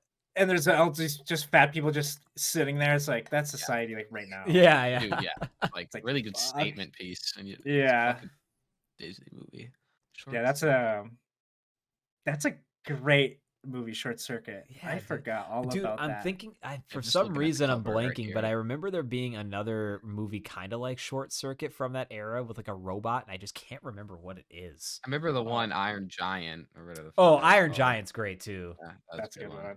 Um, You ever cry during that movie? oh fuck. Mhm. You know, like you've seen that meme where it's just like, oh, like guys will never cry during the Titanic, Yeah. but then we cry during the scene in like Big Daddy when Yeah. the kid's like, I wipe my own ass and he's getting taken away, and he's like, I know. that was and funny. yeah. It's like, yeah, that is a scene that'll make me cry. Fuck if I Yeah. care about Titanic. There was room on that goddamn raft. She could have pulled No, him up. was it? I Did you know. not see the interview? I know. You saw, okay, cool. I was like, I'm about to get like mad over here, like, like the what was the director? They did a study. Oh, really? They did a study. There was no way it was gonna work out. Yeah. It was a one person raft. Didn't Mythbusters test that? I'm pretty sure they did. Yeah. Damn, dude, Titanic's sad as hell. That is sad. Now I'm getting sad. Yeah, now we're getting sad. We're leaving. We can't end it on a sad note. We got to think of something happy. Okay, let's see. What's on this topic list here I can think of? Well, I guess this isn't happy, but a really good show I've been liking is that Last of Us TV show on HBO. Yep, it's You super like great. that? Yeah, I'm I'm a big fan. You know, the first episode I thought did a really good job of, as someone who's never played the game and who had no idea what was Yeah. going to happen whatsoever. I think it really gave me a great baseline to how the story is going to unfold. Yeah. I really, It's pretty close, man. I've played both the I games. had no idea. This is a spoiler, by the way. So whoever hasn't seen this, turn this off. Yeah. Okay, Spoilers, you've been Last warned. of Us. We're talking about it. You've been Yeah, warned. yeah. I had no idea that John was going to die. Yeah, my friend didn't yeah. either. I had no fucking clue, and I was like, Isn't that sad? are you fucking kidding me? This dude, you know, I can't believe that. Like the first episode, the main character's daughter dies. Like, Yep. that's unheard That's of. the first mission of the game, dude. Isn't It's it really? it's just in the first. Yeah, It's I the was thinking saddest about that fucking too, thing. and I was like, what kind of Did a really scheme would good that? job. On a I video feel game? like it's worse in the game because the military soldier, you know, that kills him, that gets Yeah. the go-to. In the Yeah. game, he's a lot more like, are you sure, sir? Like, Yeah, I don't he is. think we He's- should, like, he's like more hesitant, whereas this guy's like, Yeah. fuck these two people. Like, you You know, know, he gets the phone call. Yes, sir. Yes, sir. And then in his voice you hear, okay, sounds good, sir. Did Yeah. you hear that? Like the tone when he like heard like Yeah. to kill him, and then he's like, okay. Also, it took him forever to fire. Yeah. To be honest with you. Oh, It yeah, took yeah. like 10 seconds. He's like Yeah. staring at them. yeah. Well, they had Like, nowhere to oh, go in God, like a man. field, you know, nearly Yeah. like I will True. say this, the casting of Joel, the casting of his brother Yep. Tommy, and the casting Yep. of Tess was all Yep. spot on. Yep. I'm glad, 'cause I've never played the game. Ellie still needs to kind of grow on me a bit.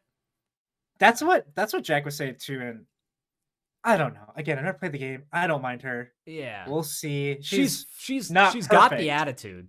Yeah. Actor, yeah. does. Is that the attitude that was in the game too? Pretty sassy, really kind Sassy, of annoying. like she's sometimes. a grown up, but she's I not. always, Yeah. I said that on the last cast that I think the Ellie in the game is has more balls than this one. She's like very fucking. She's much more of a killer in the game. I think it's a bit more character development, Jackson. I think is what. Yeah, they're no, going right. for. Yeah, it is. But what I told my friend who's never seen the game and watching the show, I told him, go watch the first 15 minutes of the game, like cutscenes, and That's a good after you idea. watch the show, and then you'll be like, oh, this is like, it's kind of cool, because you have like two sources of the same thing happening, but Yeah, it's pretty gnarly. that's a good idea. You should look that up. Yeah. Yeah. In the second episode where he's going to find his brother or wherever they're going now. Tommy, it's, they have to travel. Dude, it's it's interested to see. aggressive. Yeah, And I love the whole cordyceps concept too because I got curious and looked it that is up. real. It's real. I know. I'm glad that they use like a real, like actual real virus. It could happen. That does think. Don't say that. I have to sleep tonight. Okay. I'm just kidding. I like the But clickers. The you'll clickers. notice, the clickers. Yeah, The thing you'll that- notice. The noise. Yeah, go ahead, is Jack. Insane. Oh, I was just saying, if you watch a show, like the infected have this weird tentacle shit that comes out of their mouth. That's not in the game. That is not in They the game. do like spores. They do like gas. Oh infected. yeah, that was I weird. do like the tentacle shit because that is disgusting, and Because I it's like love mushroom. That. Right in It's my like a alley. bacteria. Yeah. Weird, yeah. Jackson, I'm curious. Maybe they will bring in spores. Like once they get into some of those deeper buildings. Because so in the game, Travis, like the way people were getting infected with it, they think other than bite was like spores that you would inhale. Like the bacteria. It's like like you go into those really gross areas where it's really growing, like down in like maybe like a underground tunnel or something. You have to like wear a gas mask. where is like, okay. spoiler alert, because they'll probably do this in the fucking show, Ellie can just breathe in it. I figured. No, I figured that. And I already knew she's that, immune, but I figured based on her cuts and stuff. But dude, man, depending on if they follow it like how the first game ended, Joel's really They are, selfish, dude. man. Don't tell me. Okay, anything, I'm not gonna tell you anything. Mother. I'm excited for you because I'm excited for you for the because first you get to time. experience it. Yeah. You get to experience it for the first. We're not gonna spoil it. No, I know. Yeah. But I'm excited. I'm excited, and I love the weekly episodes instead of just like binge watching. Yeah, for sure. it keeps love you that. something to do each week. You know, flip it on. I know it comes out on Sunday. I've been watching it on Monday nights, but yeah, because does it come out Sunday morning? Sunday night, I think. I think it's Sunday night. Sure. I watch on Mondays too, then because of that exact reason as well. Yeah. Do you guys have like a Plex server or anything to watch movies? I modified Amazon Fire TV stick to. Oh, for Cody? No, other things like Cody. Other things like Cody, yeah. Like IPTV? No, similar. It's just literally like cracked Android apps, essentially. Oh, nice. I figured. I love that you can do that with a Fire Stick. I always wanted to do a Plex server and stuff. It's just like in an apartment.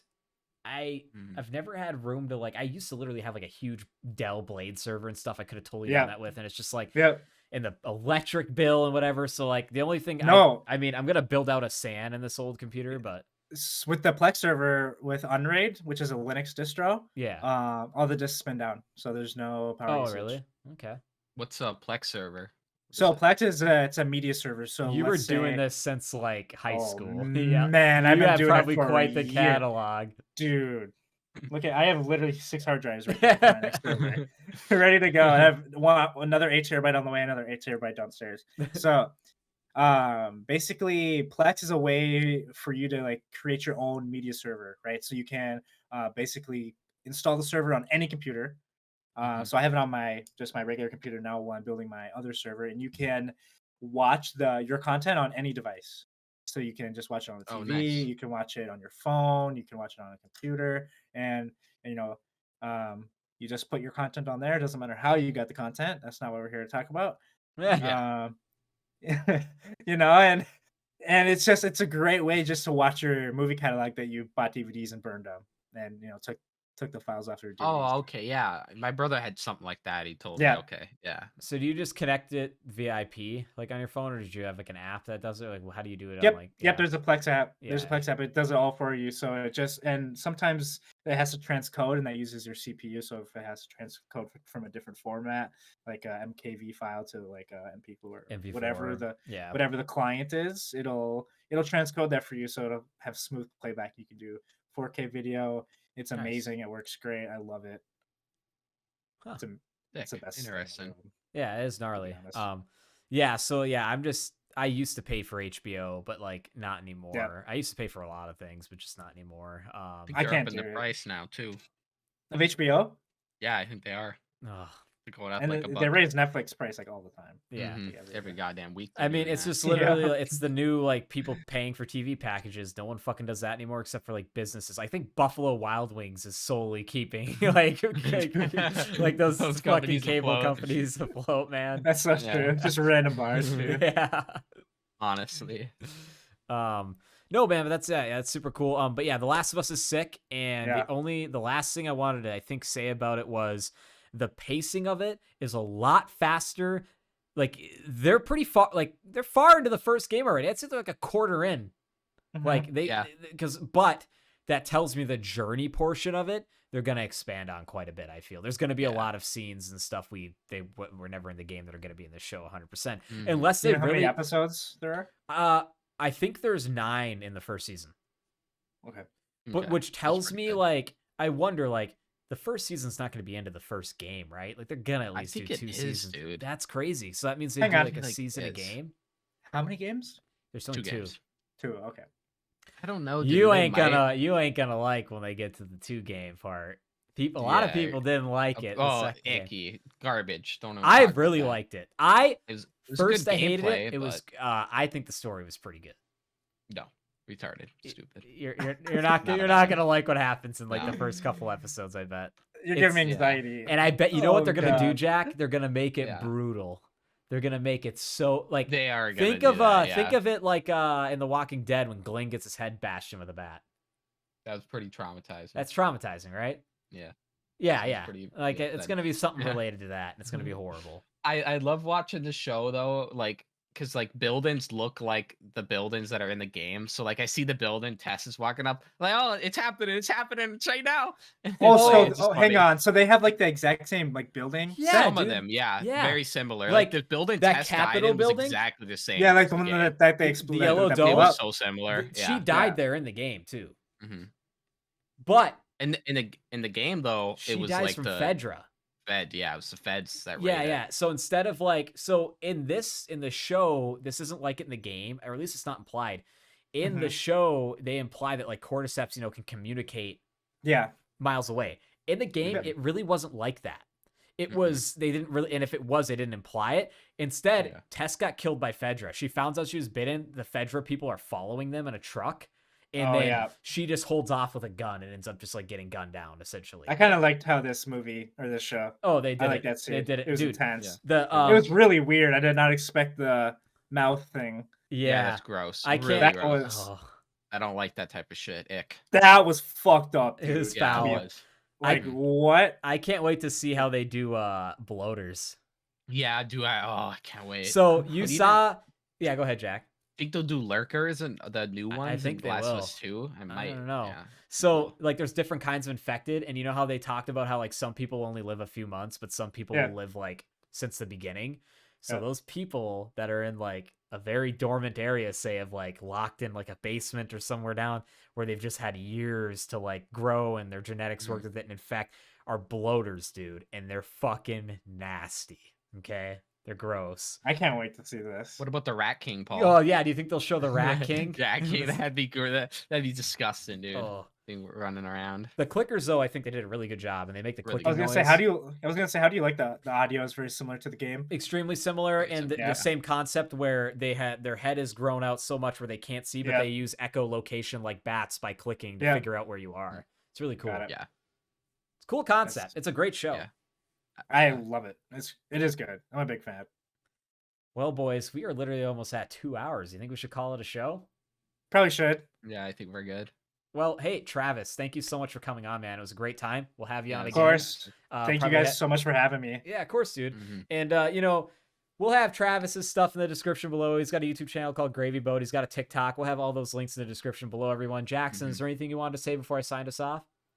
No, this is the first podcast I made it through sick as hell, but I felt a lot better at the end of it. That's so good. Thanks for tuning in. That's all I got for them. All right, everybody, keep it up. Subscribe. Thank you for following us on all our socials. Check out our reels. We're cross-posting on everything. That was Gutterball 32. Have a great weekend.